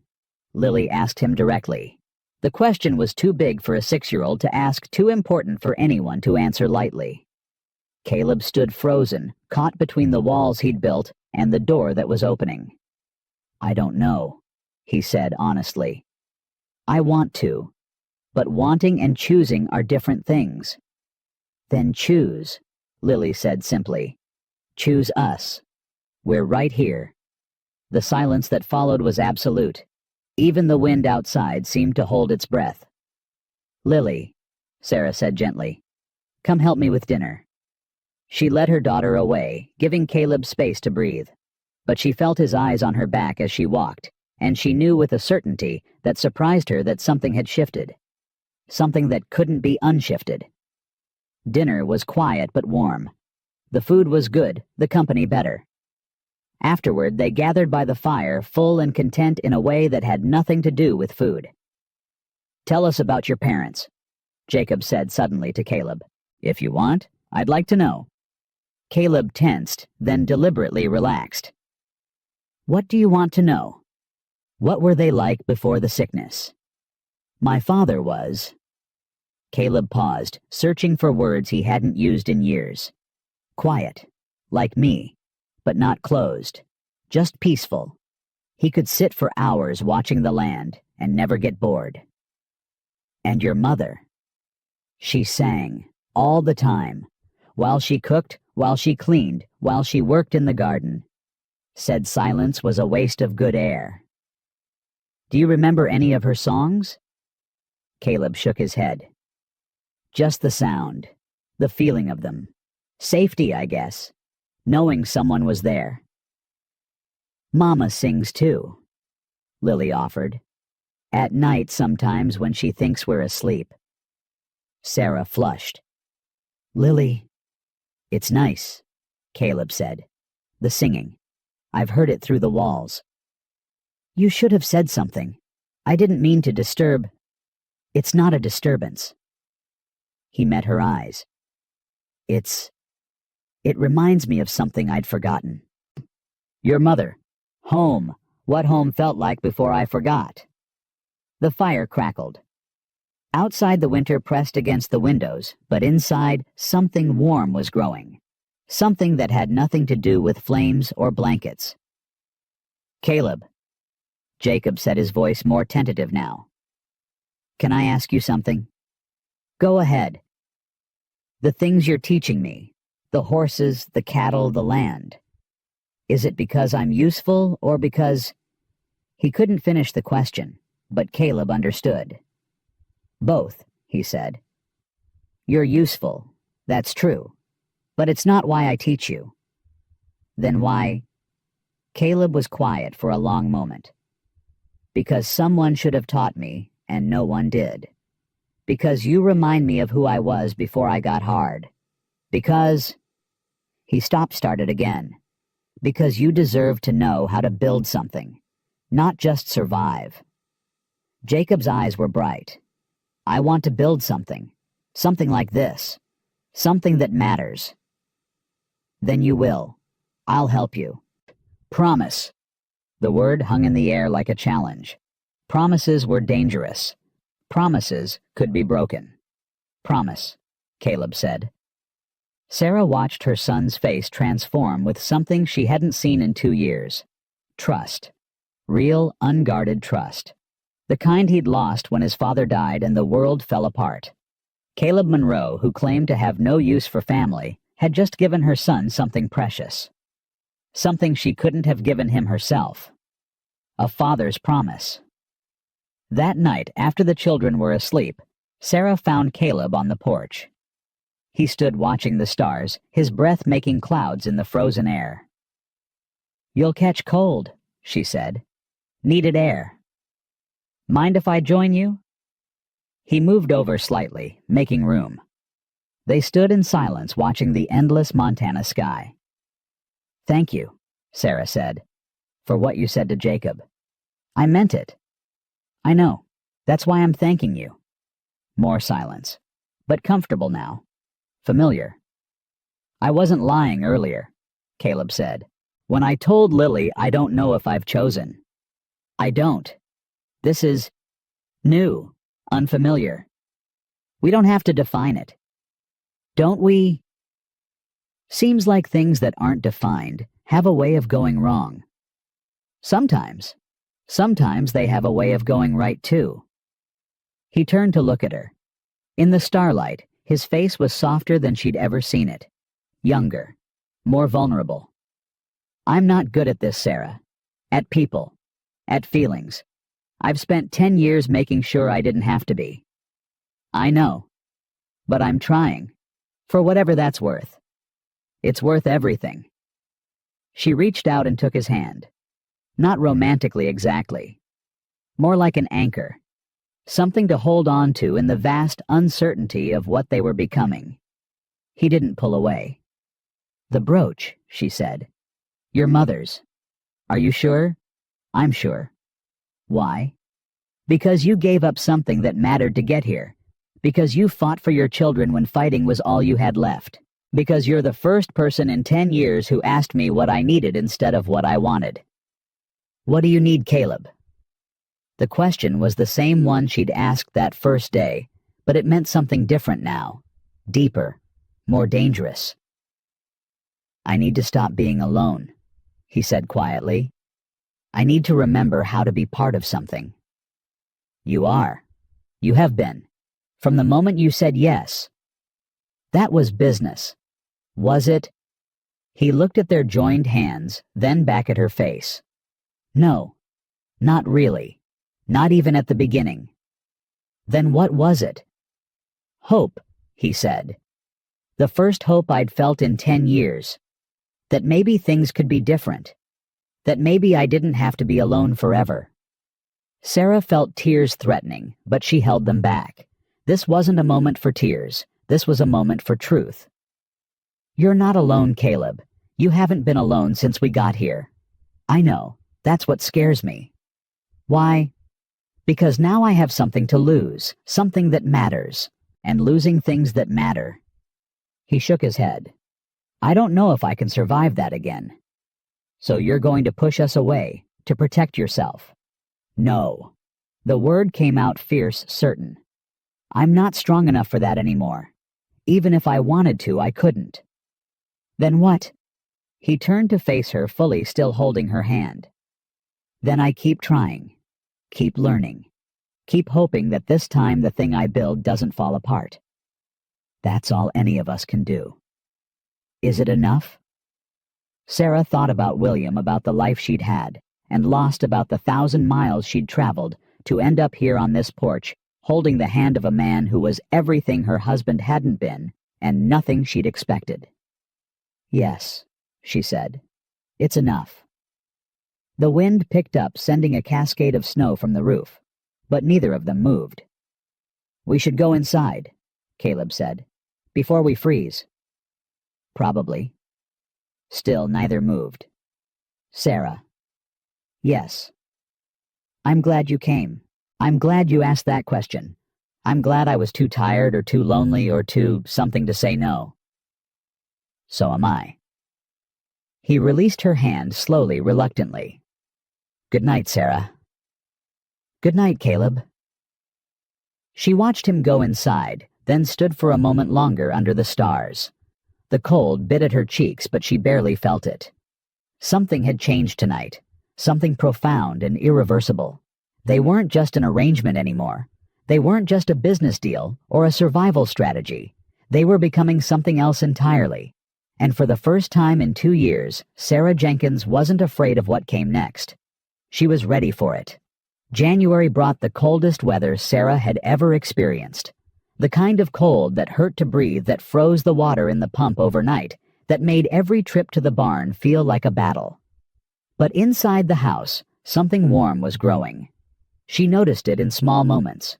Caleb's hand brushing hers when he passed the coffee. The way he waited for her opinion before making decisions about the ranch. The sound of his laugh, rare but real, when Lily said something unexpectedly wise. And she noticed it in herself. The way her heart lifted when she heard his boots on the porch. The way she found herself watching him when she thought he wasn't looking. The way home had stopped being a place and started being a person. It terrified her, and thrilled her, and kept her awake at night wondering what it meant. "Mama." Jacob found her in the kitchen one morning, his face troubled. "Can I ask you something?" "Always." "Are you and Caleb going to get married?" The question hit her like cold water. "Why do you ask?" "Because you look at him the way you used to look at Papa, and he looks at you like he's scared, but he can't look away." Sarah set down the dish she'd been washing. Her son was too observant for his own good, for any of their goods. "I don't know, Jacob. We haven't talked about it." "Would you want to if he asked?" "It's complicated." "Everything's complicated. That's not an answer." She sighed. When had her 11-year-old become so relentless? "Yes," she admitted.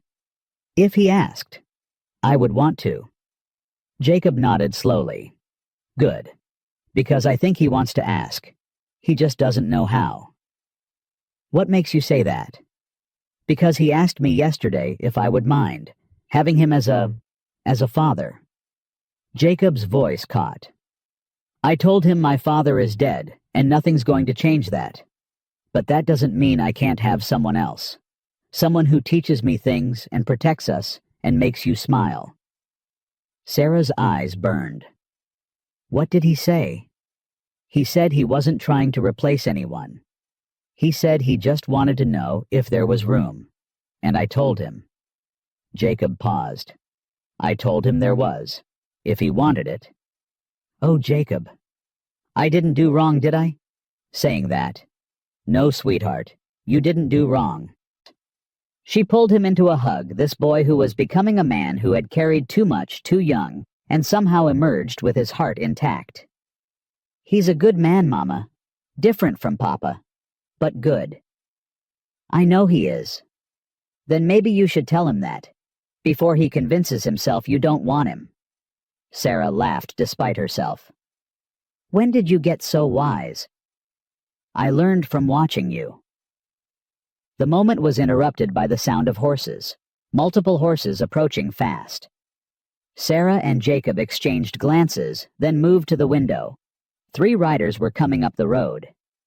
Even from this distance, Sarah recognized the lead figure, Henry Bishop, the man Caleb had warned her about, the one who'd been eyeing the ranch's water rights for years. "Jacob, get Caleb, now!" Her son ran without question. Sarah wiped her hands on her apron and stepped onto the porch, positioning herself between the approaching riders and the house. "Mrs. Jenkins." Bishop dismounted with a grunt, his expensive coat straining against his belly.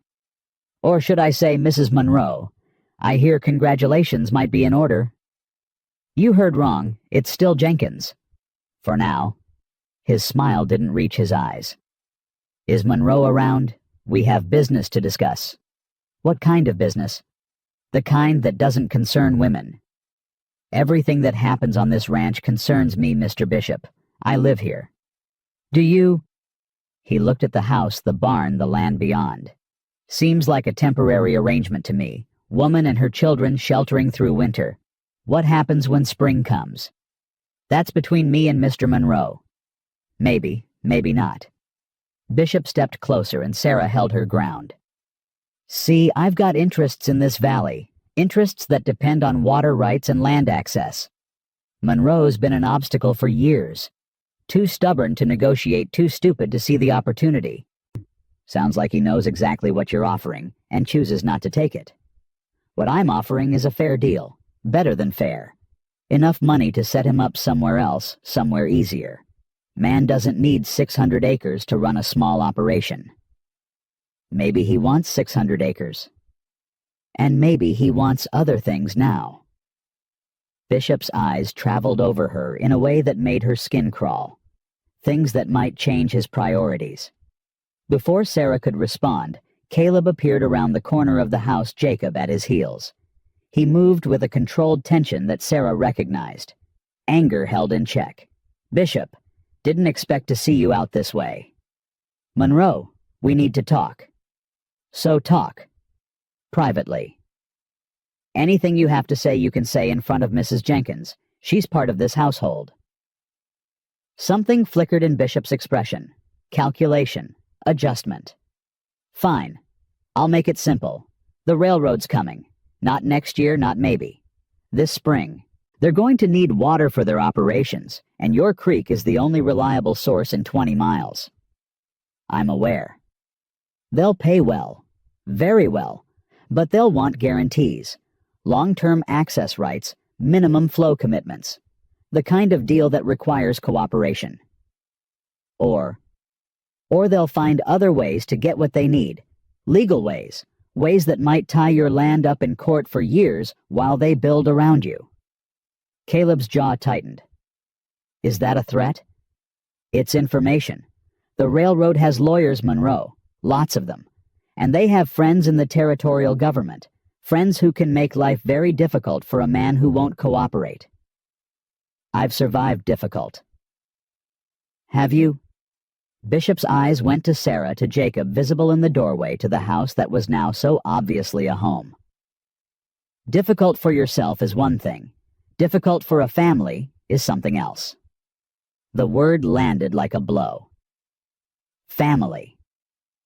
Bishop was using them as leverage, using Sarah and her children as a weapon against the man who'd taken them in. "Mr. Bishop." Sarah stepped forward, her voice steady, despite the rage building in her chest. "I've dealt with men like you before.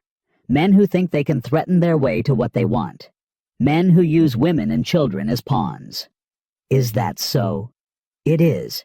And every single one of them underestimated me. Every single one regretted it."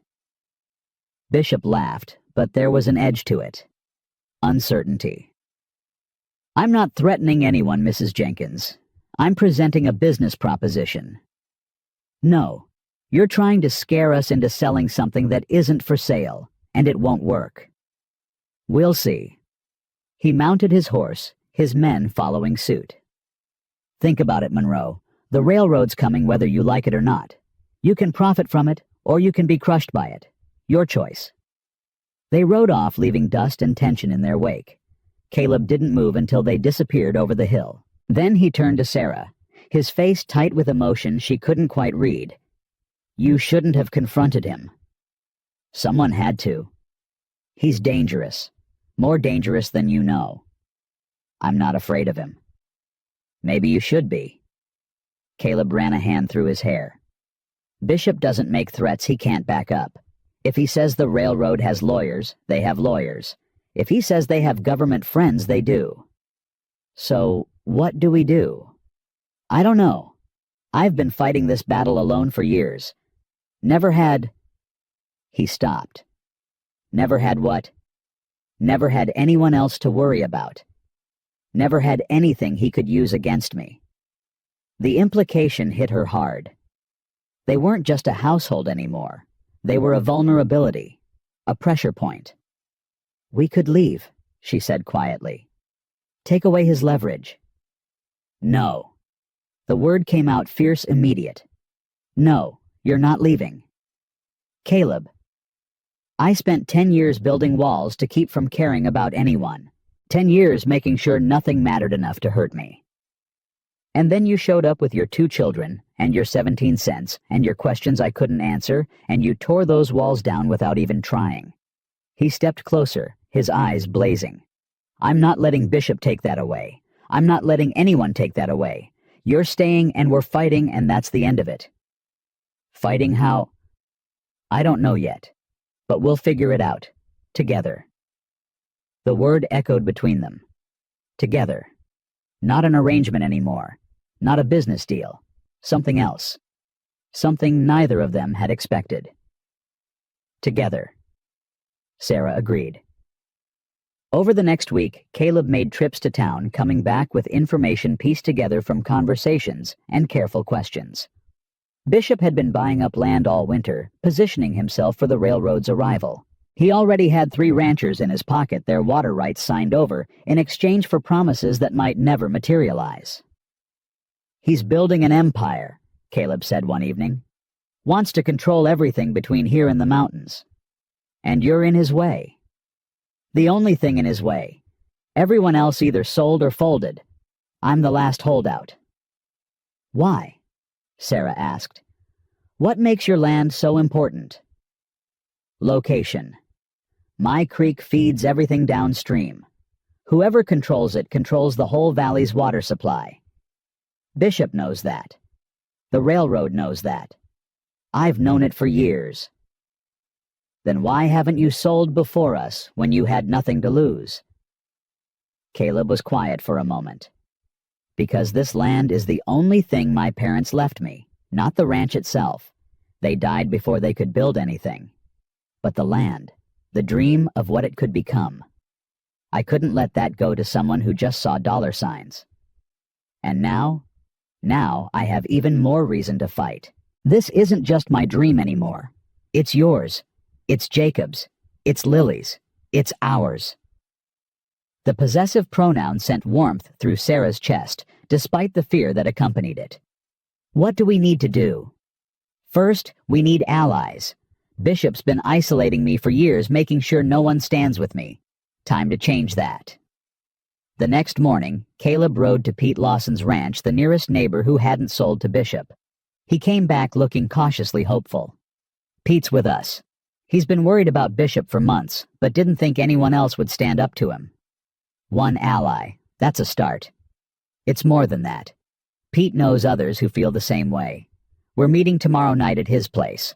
All of us who still have something to lose."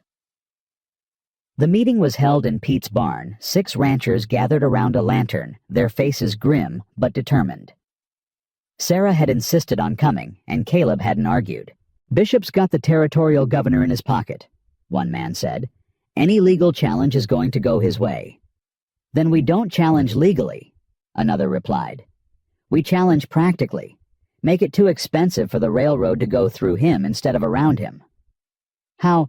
"By being the better option. Offering them what they need without Bishop as middleman." The discussion went on for hours. Strategies proposed and rejected, risks weighed against rewards. Sarah listened occasionally, offering observations that the men seemed surprised to consider. "Mrs. Jenkins is right," Pete said at one point. "We've been thinking about this as a fight against Bishop. But the railroad doesn't care about Bishop. They care about water and efficiency. If we can give them that directly, Bishop becomes irrelevant." "That'll take organization. Unity. Things we haven't managed in years. Then we manage them now, before it's too late." They left the meeting with a plan fragile but real. A coalition of ranchers who would approach the railroad together, offering collective water rights in exchange for fair treatment. "It might work," Caleb said on the ride home. "It has to work," Sarah replied. "There's no other option." Bishop's response came faster than they expected. 3 days later, Sarah woke to the smell of smoke. "Caleb." She ran to the window, her heart pounding. The barn wasn't on fire, thank God. But something was. The hay storage. Flames were licking at the structure, growing by the second. Caleb was already outside shouting orders. Jacob came running from his room, still pulling on his boots. "Get buckets," Caleb yelled. "Every container you can find. They fought the fire for hours." Sarah hauled water until her arms screamed. Jacob worked beside Caleb, following commands without question. Even Lily helped, fetching and carrying her small face streaked with soot and tears. By the time dawn broke, the fire was out. But the damage was done. Nearly half their winter hay supply was gone. "Bishop." Caleb's voice was flat dangerous. "You can't prove it," Sarah said. "Don't need to prove it. I know. He stood looking at the charred remains, his fists clenched at his sides. Sarah had never seen him this angry, this raw. He's trying to break us, destroy our supplies, make it impossible to survive the winter, force me to sell. Will it work? No. The word was steel. I'll die before I let him win. Caleb. I mean it. This land, this ranch, this... He gestured at the house at the children huddled on the porch. This is everything I have. Everything I've ever wanted, even when I told myself I didn't want anything. I won't lose it. Not to Bishop. Not to anyone. You won't lose it alone. He turned to look at her. Really look, and something shifted in his expression. Sarah, when this is over, when we've beaten Bishop and secured the ranch and made it through winter, there's something I need to ask you. What? Not now. Not like this covered in soot with our supplies half destroyed. A ghost of a smile crossed his face. When I ask you, I want it to be right. I want you to know it's not desperation or fear or the heat of the moment. I want you to know it's real. Sarah's heart hammered in her chest. I'll wait, however long it takes. It won't be long, I promise. The promise hung between them, more binding than any legal document.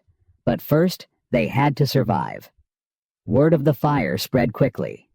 By afternoon, neighbors began arriving. Pete Lawson with extra hay from his own stores. The Hendersons with preserved food. Even families from town people who'd heard about the coalition and wanted to help. This is how we beat him, Pete said, unloading supplies from his wagon. Unity. Community. Everything Bishop doesn't understand. Caleb stood watching the procession of helpers, his expression unreadable. I've spent 10 years pushing people away, he said quietly to Sarah, convincing myself I didn't need anyone. And now I see what I was missing, what I almost lost forever. Sheriff Walter Price arrived that evening looking uncomfortable. Sarah watched him dismount, noting the nervous way he avoided Caleb's eyes. Sheriff, Caleb said flatly, surprised to see you out this way. Got reports of a fire. Came to investigate. Investigate what? We all know who's responsible. Accusations need evidence, Monroe. You know that. Evidence. Caleb laughed, but there was no humor in it. You want evidence, talk to Bishop's men. Talk to the riders who've been circling my property for weeks. Talk to the man himself about the threats he made right here on my land. Bishop says he was just offering a business deal. Says you turned him down, and now you're looking for someone to blame. And you believe him. Sheriff Price shifted his weight. What I believe doesn't matter. What matters is what I can prove. Convenient. Now hold on. I didn't come here to argue. I came to warn you. Bishop's not going to stop. He wants this land, and he's got the resources to make your life very difficult. So what do you suggest, Sheriff? Roll over, sell out? Let a bully take everything I've built? I'm suggesting you be careful. That's all. Think about what you're risking. Sarah stepped forward before Caleb could respond.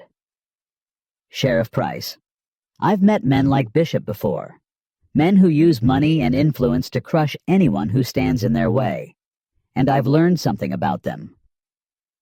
What's that, ma'am? They count on people being afraid, on neighbors turning against each other instead of standing together, on lawmen who find it easier to look the other way. She held his gaze. Is that the kind of lawman you are, Sheriff? The kind who looks the other way? Price's face reddened. I'm the kind who follows the law, Mrs. Jenkins. Nothing more, nothing less. Then follow it. Investigate the fire. Talk to witnesses. Do your job. I'll do what I can. Do more than you can. Do what's right. He left without making any promises, but something in his posture suggested she'd hit a nerve. That was risky, Caleb said after the sheriff had gone. Everything's risky now. Might as well risk in the direction that matters. That night, after the children were asleep, Sarah found Caleb sitting alone in the dark kitchen. Can't sleep, she asked. Too much thinking. She sat across from him, the only light coming from the embers in the stove. "What are you thinking about?" "Everything. The fire, Bishop, the coalition, the future." He paused. "You. Me. What I'm asking you to risk by staying. What could happen if Bishop decides to escalate?" "I knew the risks when I decided to stay." "Did you?" "Because I'm not sure I did. I told myself I was protecting you, taking you in, giving you shelter. But really I was putting you in danger, making you a target." "Caleb. If something happened to you, to the children, because of me, because of this fight." His voice broke. "I couldn't live with that." Sarah reached across the table and took his hands. "Listen to me. I've spent 2 years running. 2 years trying to find a safe place for my children. And do you know what I've learned? There is no safe place. Not really. Safety isn't a location. It's a decision." "What decision?" "The decision to stand with people who matter, to fight for something worth fighting for, to stop running and start building." She squeezed his hands. "You gave me that chance, Caleb. The chance to stop running. I'm not going to waste it by leaving when things get hard. Even if hard means dangerous. Especially then, because that's when it matters most." He was quiet for a long moment. Then he lifted her hands to his lips and kissed them. Gently, reverently. "I don't deserve you." "Probably not. But you've got me anyway." A sound from the doorway made them both turn. Lily stood there in her nightgown, Rosie clutched to her chest. "I had a bad dream," she said. Sarah started to rise, but Caleb was faster. He crossed to Lily and knelt down to her level. "What kind of dream?" "The bad man came, the one who wants our home, and he took it all away. The house and the horses and the chickens and—" Her voice wobbled. "And you. He took you away, and we were alone again." "Come here." Caleb lifted her into his arms, something Sarah had never seen him do before. "That's not going to happen. You know why." "Why?" "Because this is our home now. All of ours. And we protect what's ours. That's what families do." "Are we a family?" Caleb looked at Sarah over Lily's head. His eyes held everything he couldn't say, everything he'd been afraid to feel. "Yeah," he said softly. "We're a family." Lily wrapped her arms around his neck. "Good. Because I love you, Caleb. And I don't want to lose you."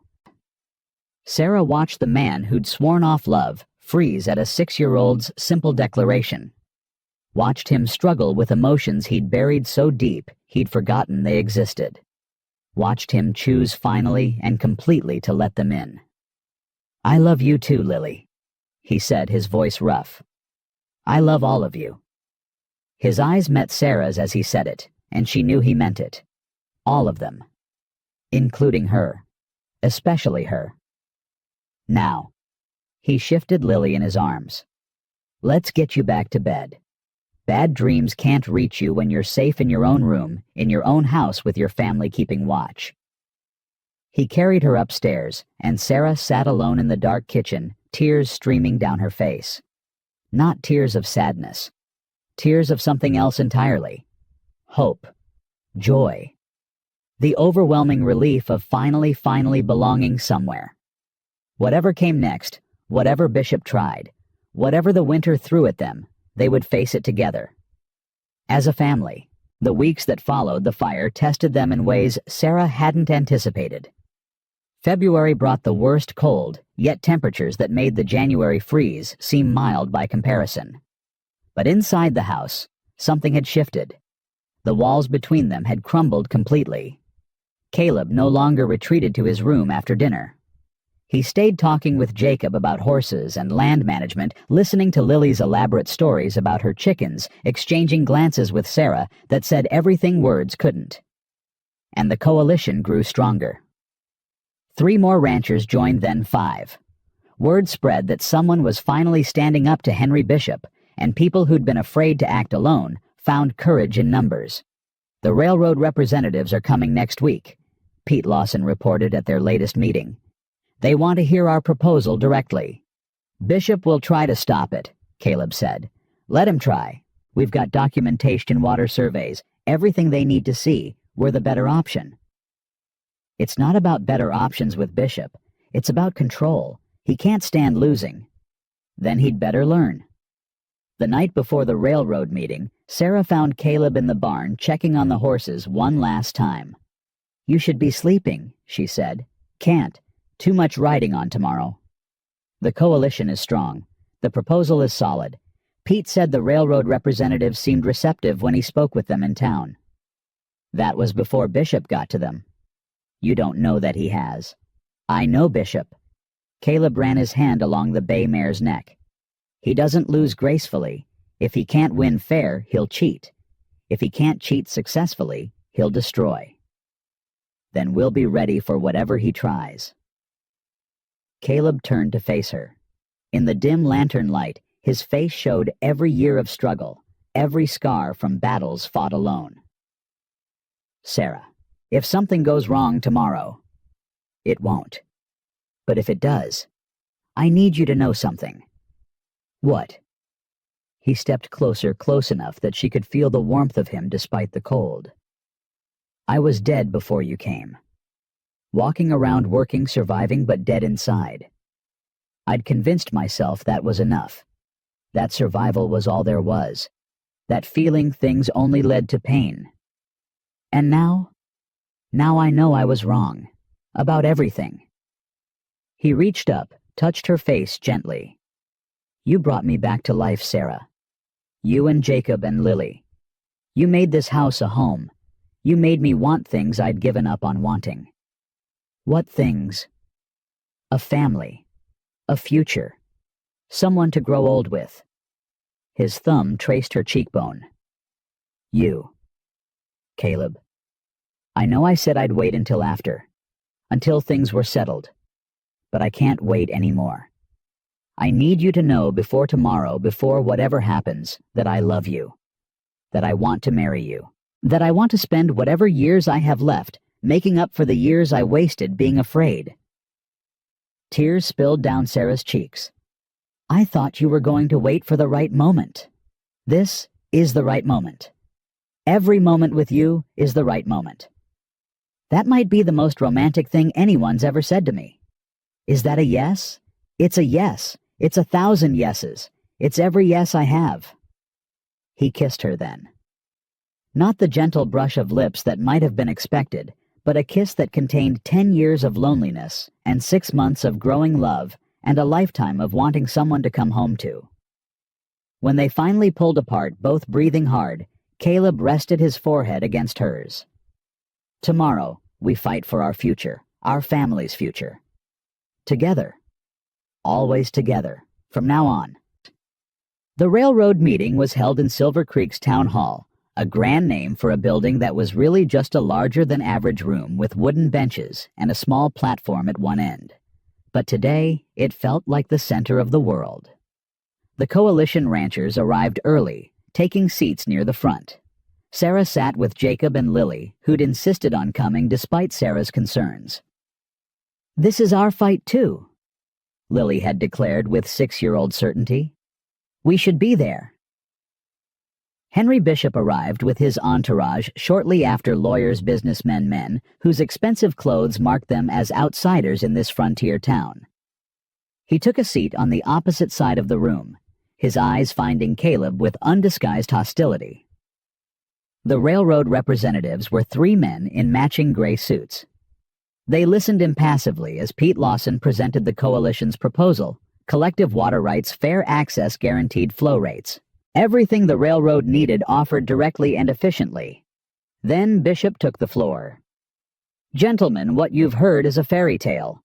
A group of small-time ranchers pretending they can offer what they don't have the resources to guarantee. He gestured to maps and documents his lawyers had prepared.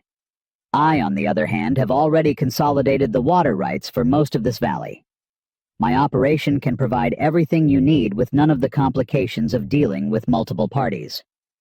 Mr. Bishop's operation was built on coercion and threats, Caleb said, rising to his feet.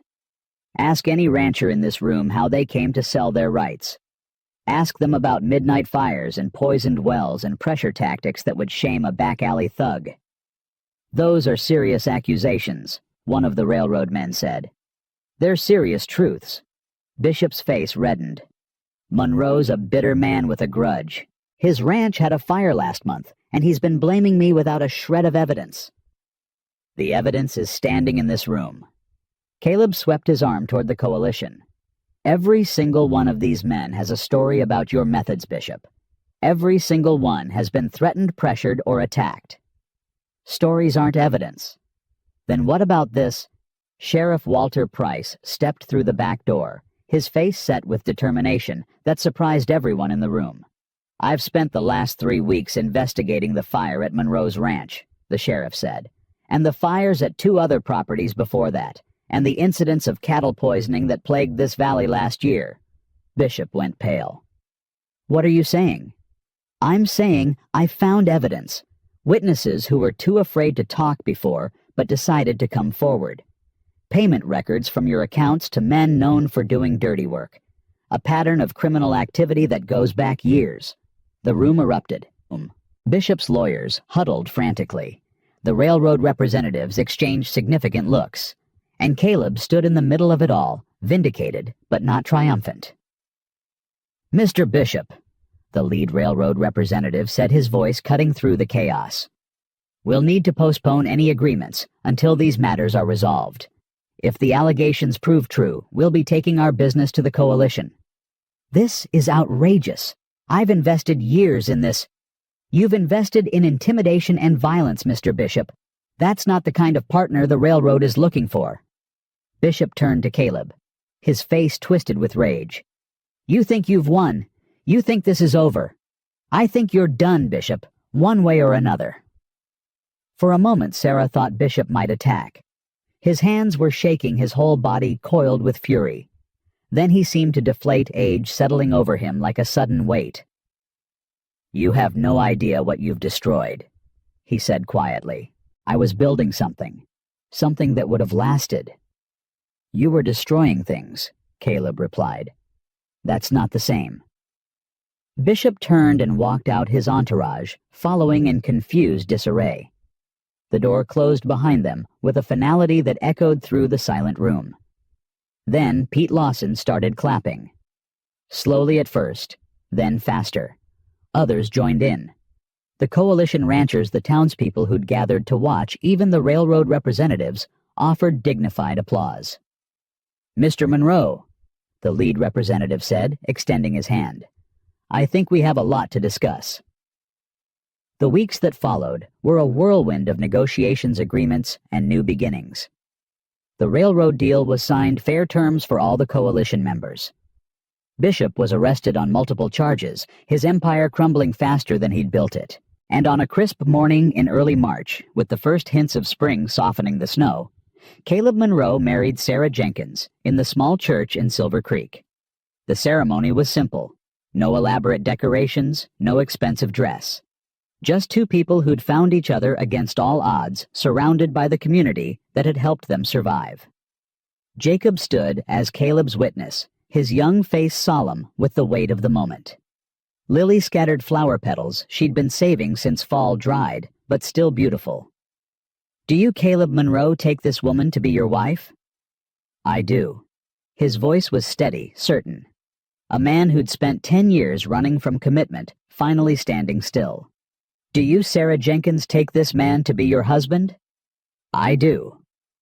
No hesitation, no doubt. Just the simple truth of a choice long since made. Then by the power vested in me, I pronounce you husband and wife.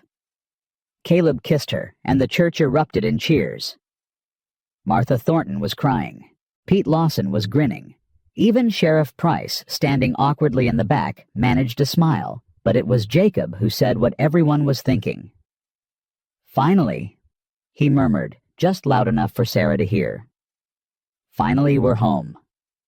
The celebration afterward lasted most of the day.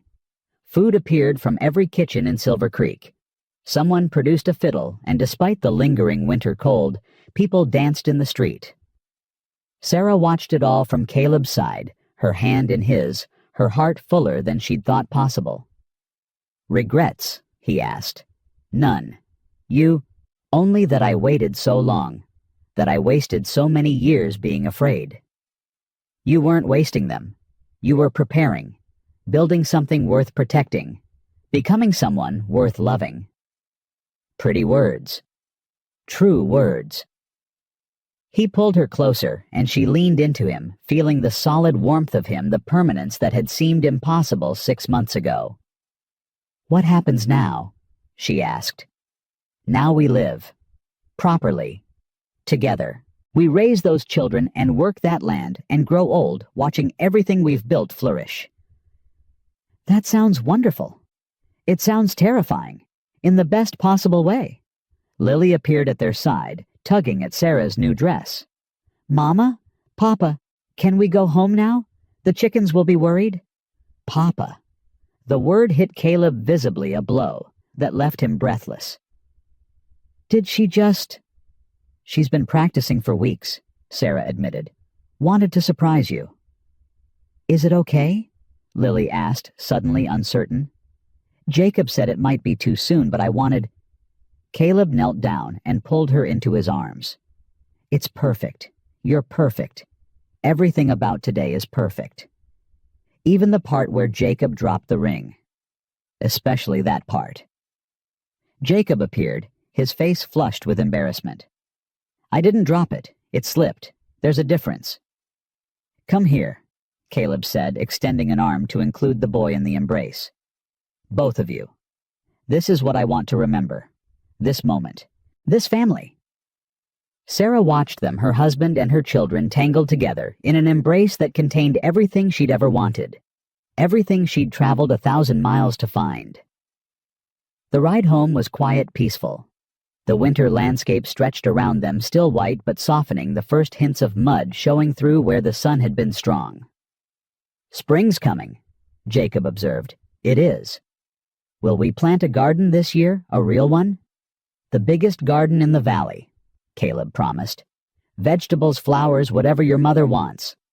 "I want all of it," Sarah said. "Everything. Every possibility this land offers." "Then you'll have it." They pulled up to the house as the sun was setting, painting the sky in shades of gold and pink. The house looked different now. Not just a building with food in it, as Caleb had once described. A home. Their home. "I have something for you," Caleb said as they climbed down from the wagon. "Wait here." He disappeared inside while Sarah and the children waited, curious. When he returned, he was carrying a small wooden sign. "Made it last week. Been waiting for the right moment." He handed it to her. The sign read simply, "Monroe Ranch," and beneath it in smaller letters, STA 1868, Caleb, Sarah, Jacob, and Lily. "Our names," Lily breathed. "We're on the sign. You're part of this place now, all of you, officially." Jacob ran his fingers over the carved letters. "Can I help you hang it?" "I was hoping you would." They mounted the sign together, father and son, because that's what they were now, regardless of blood, while Sarah and Lily watched from the porch. "It looks right," Sarah said. "It feels right." Caleb stepped back, surveying their work. "Took me 15 years, but it finally feels right." That night, after the children were asleep, Sarah and Caleb sat on the porch together, watching the stars emerge one by one. "I keep thinking about that first day," Sarah said, "standing outside the general store covered in road dust with nothing but 17 cents and desperation.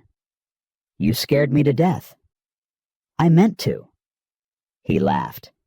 "You asked me the hardest question anyone's ever asked. Do you want a wife or just another winter alone? And now you have an answer." "I have more than an answer. I have everything. More than I ever thought I wanted, more than I believed I deserved." "You deserve all of it." "So do you." He took her hand. "Sarah Monroe. I like the sound of that." "So do I."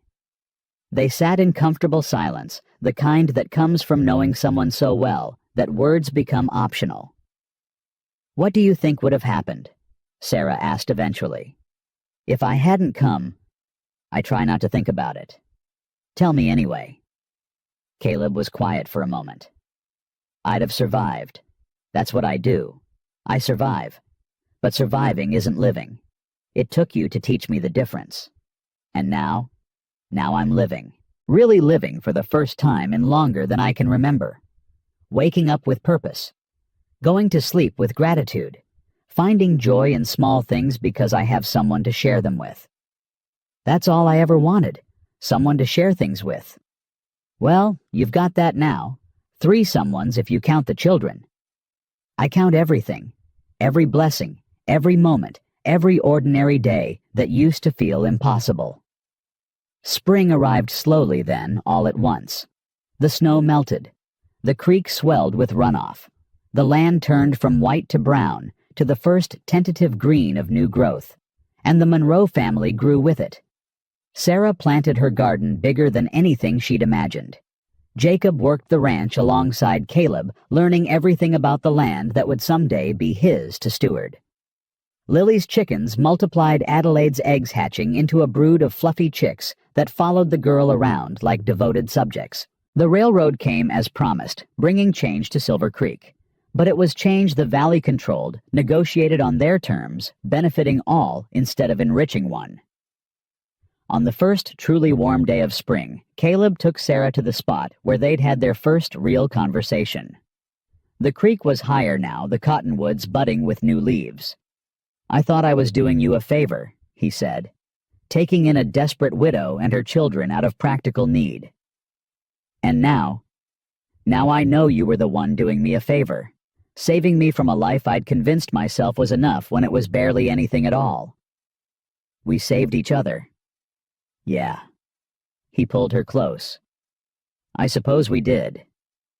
In the distance they could hear Jacob calling for Lily, some game or argument or adventure in progress. The sounds of children, the sounds of family, the sounds of home. "I keep waiting to wake up," Sarah admitted. "To discover this was all a dream, that I'm still on that stagecoach, still desperate, still running. It's not a dream, it's just life. Real life, the kind that's messy and hard and worth every struggle. When did you become such a philosopher? When I married a woman who asks impossible questions and won't accept easy answers."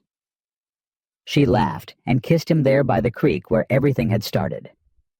Where a man who'd given up on love had agreed to a business arrangement that was never really about business at all. They walked home together as the sun set hand in hand toward the ranch that bore their names. Toward the children who called them parents. Toward the life they'd built from desperation and determination and the dangerous, wonderful decision to let someone in. Sarah had come to Montana with 17 cents and 2 hungry children looking for survival. She'd found something so much better. She'd found home. She'd found family. She'd found love in the most unexpected place, with the most unexpected person, in the most unexpected way. And she'd never let it go. None of them would. Because that's what the Monroes did.